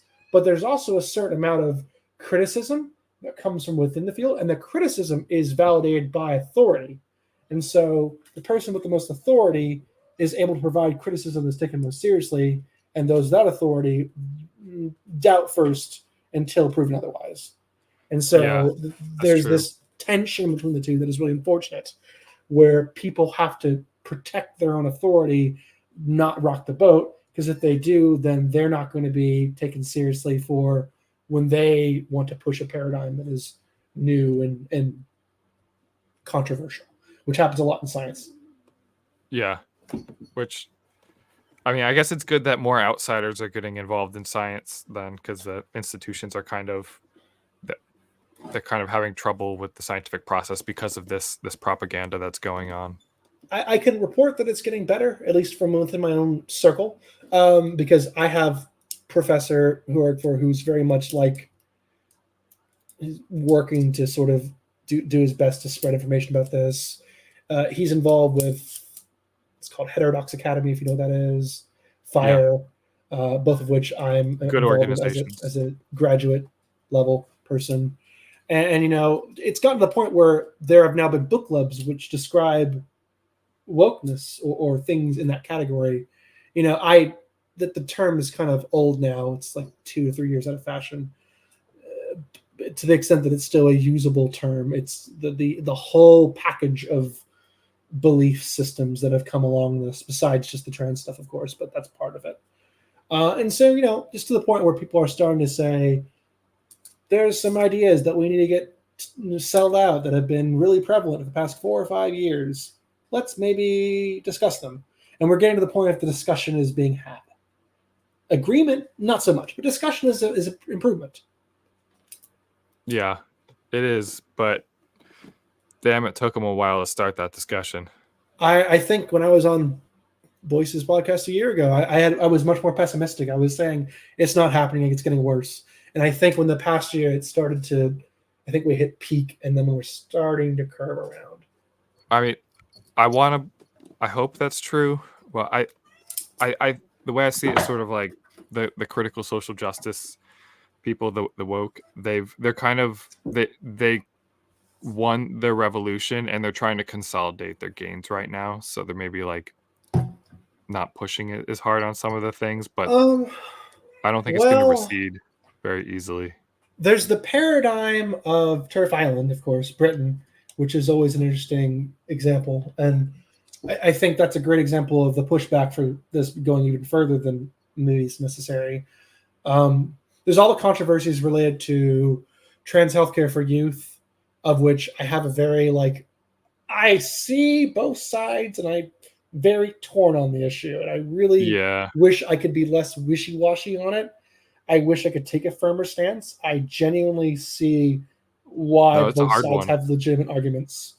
Yeah. And so it's a little bit heartbreaking to see the absolute dissolution of that as an option for people who are young and trans in Europe. And so the hope is, I suppose, that the pushback here doesn't go so far that we just end up removing the access for trans people at a young age here as well. Although I know a lot of people still want that because they think the risk of social contagion is too high. And part of the reason why this conversation has stemmed so much on the trans women's side is because I am a lot more harshly critical on the trans men's side. I think it's a lot more of the social contagion aspect. And my controversy on that end is that I have a very sex different opinion on transing between the two sexes. Well, I mean, I do too. Like I'm like in terms of the juvenile transition, I think that the ones that might be the least risky to transition are the autogynephiles. Probably. They're the Just least likely to regret it because they're the most likely right, to stay fixed. right, exactly, and they directly want the changes it gives them. Most of Whereas, the AGPs that regret it usually are the ones that have a surgery and it goes poorly. yeah, And so, in my observational recommendation, it's something like, start on the hormonal stuff and only do the surgeries once you're absolutely confident, because the hormonal stuff is a lot more reversible in the F to M direction, but a lot less reversible in the M to F direction. So the worry goes that taking testosterone is so much harder to go back from than taking estrogen. no, exact, yeah, it very much is, which is why I it bothers me when I see trans men like sometimes online just say like to someone that's questioning like just try out hormones to see if you like it, and it's like you get irreversible changes so quick on Oh, testosterone. it's It's not even that simple. worse than just try it because testosterone is also an antidepressant. Yeah, it's And gonna feel so good at first. so imagine any young teen girl with any depressive disorder at all who takes testosterone, she's going to think she's trans like that. Whereas estrogen does not provide antidepressive effects to males, which means it's a lot more likely to be only recognized as fruitful if you're actually needing it. So there's a bit of a poison pill there in the singular direction of FTM, which is unfortunate. Yeah, no, I mean I agree that I'm much more wary of the FTM transition because also their susceptibility to social influence and in terms of the puberty blocker monotherapy to delay puberty, is the studies I've read seem to indicate that it seems like it can lead to a lot of issues with female health, like almost on a global sense within their body, like almost as if it causes mitochondrial dysfunction. Oh, I hadn't heard of that. Hmm. Um, I sort of describe it in the juvenile transsexualism chapter of my book. I added on just I had written the whole rest of the book, but then I I realized I was being a coward, but I didn't want any more controversy than I was already going to get, so I didn't want to write about You that. wrote about AGP as a whole book, and you were worried about additional controversy? Yeah, Wild. but then I was like, you know what? That's not being courageous enough. So I spent a few weeks writing that chapter. Hmm. But yeah, in the course of reading about it, it seems like for like in monkeys, in female rhesus monkeys, um, it led to mitochondrial dysfunction to deprive them of estrogen, of estradiol, and it also, I think, led to it seemed like their intelligence was less high after that. And in human females, the ones treated for precocious puberty, they show IQ drops after puberty blocker monotherapy and increased rates of like depression. And for like adult women who get who take GnRH agonists analogs, um, they'll sometimes get prescribed them for like 6 months for like uterine fibroid tumors and other gynecological issues, and a lot of them report um, you know, increased depression, mental instability, joint pain, just issues like almost like all over the body, like cracked teeth, So osteoporosis. this Yeah. kind of brings us to a difficult kind of part of the conversation where we have there's this issue where trans as a category is these two different groups, MTF and FTM together, and statistics about trans are always presented as a block of the two. And so the issue there Yeah. is any of the stigma that can come from one of the specific groups can come to both of them at half the power, per se. If in one group at a rate of, let's just say, for example, 1 per n, it occurs in one block, and you do the statistics of the whole, then you get a rate of half per n. And it's like, wow, there's a 50% instance of this thing. It's like, actually, it's 100% on this one group and 0% on this other group. And that might make a difference. And so the issue there is, this is almost treacherous, but like the ability to separate out MTF and FTM wholly in social discussion and just say, let's just talk about these and just I talk mean, about these I and want to go not call further them than that. trans.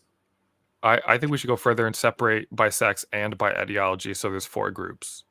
I think that would be good too. I think that's the harder conversation to have. I think you have to do the bisex first before you can even get to the etiology, because I think the etiology requires that you already recognize that the sex is a relevant variable. And so to do that, you would have had to separate out by sex in advance. But yes, I Right. agree. Yeah. It should get to that I would point. agree that sex is the first one that's most important to get to. And then, but like, I think it's also important to separate by etiology. But the On like the etiology does research not level. change the health effects, which is the other issue. They might change the psychological prognosis, but hormones, GnRH agonists, other such things That's a good are, point. they are not, the etiology is not relevant to what those will do, to my knowledge. It'd be really wild if the beliefs that one had would actually affect how hormones change the body. Yeah.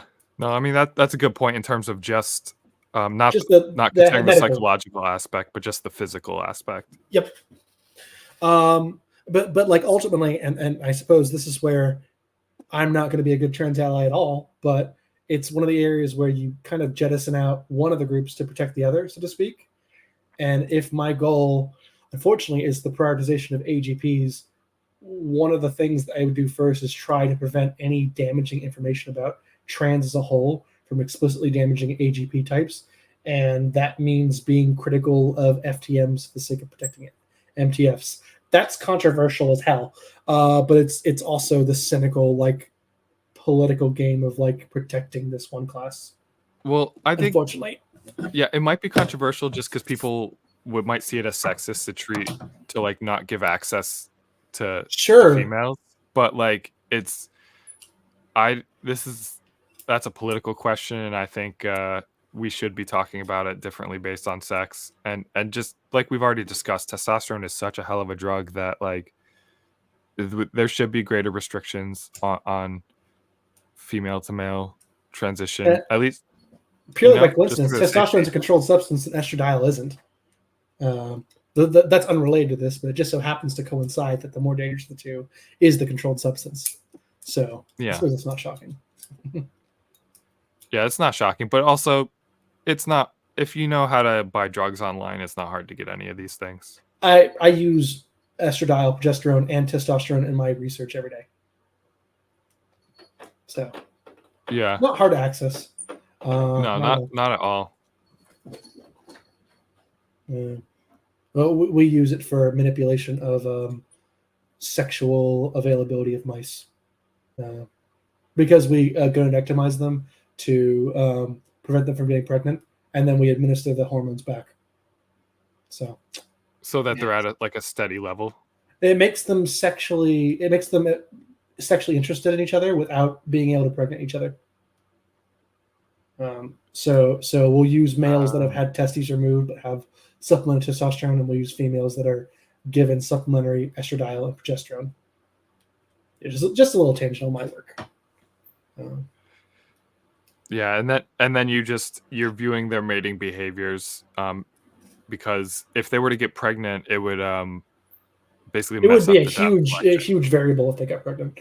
Yeah, No, we're just doing it because it's relevant that they have what's called social experience, which just means that they've been aggressive towards same-sex animals and copulated with opposite-sex animals, so they're considered, fully socially experienced in the world that they come from, to have had both relevant encounters. It's part of my research paradigm that we do. yeah. I mean, that makes sense. Mice research is all sorts of fun. I say that half in jest, but half seriously.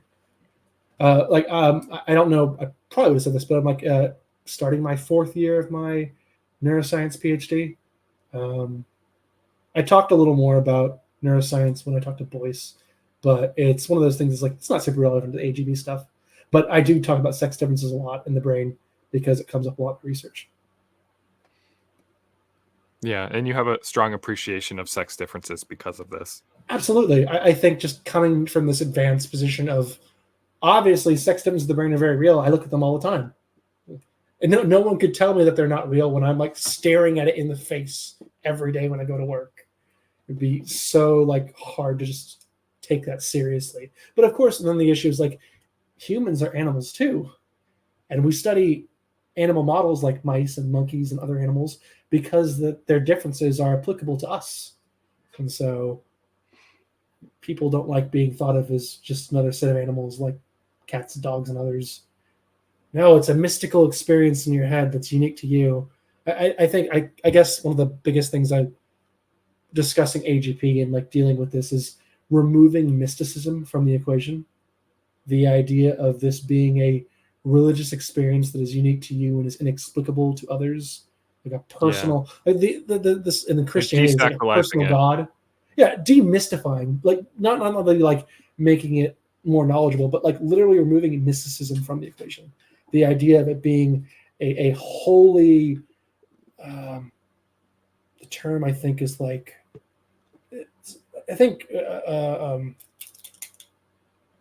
not Boyce, but Lindsay used this idea. Yeah, James Lindsay used this idea of it being a Gnostic phenomenon. I half buy into it, half don't.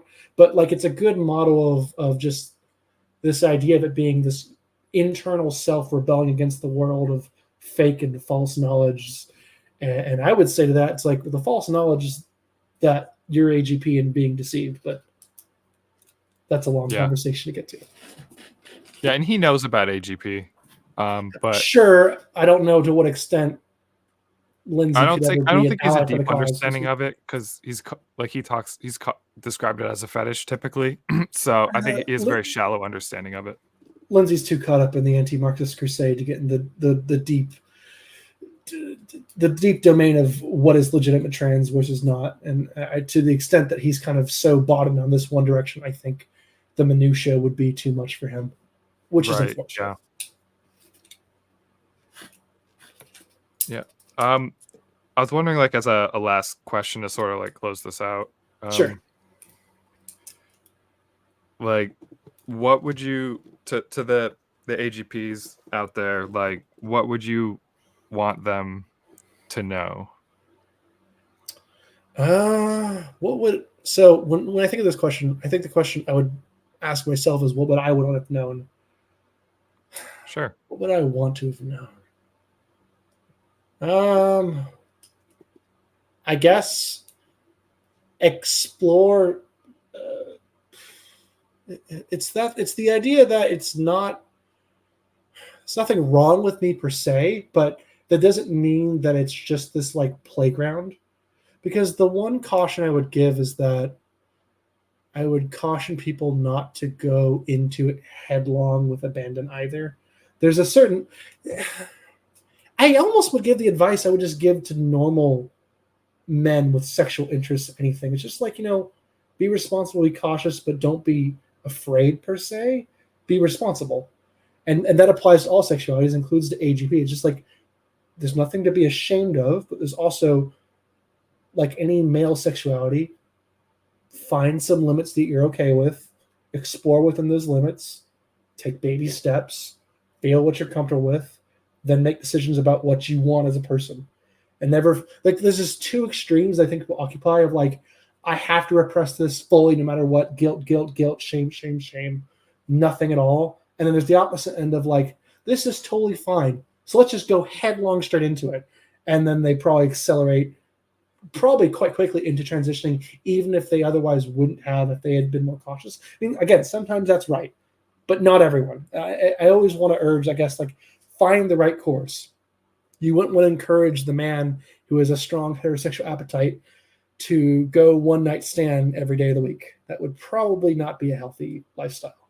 In the same way, you want to find the right amount of, I guess, indulgence in an autosexuality that's acceptable. Not, and that's individually defined by everyone.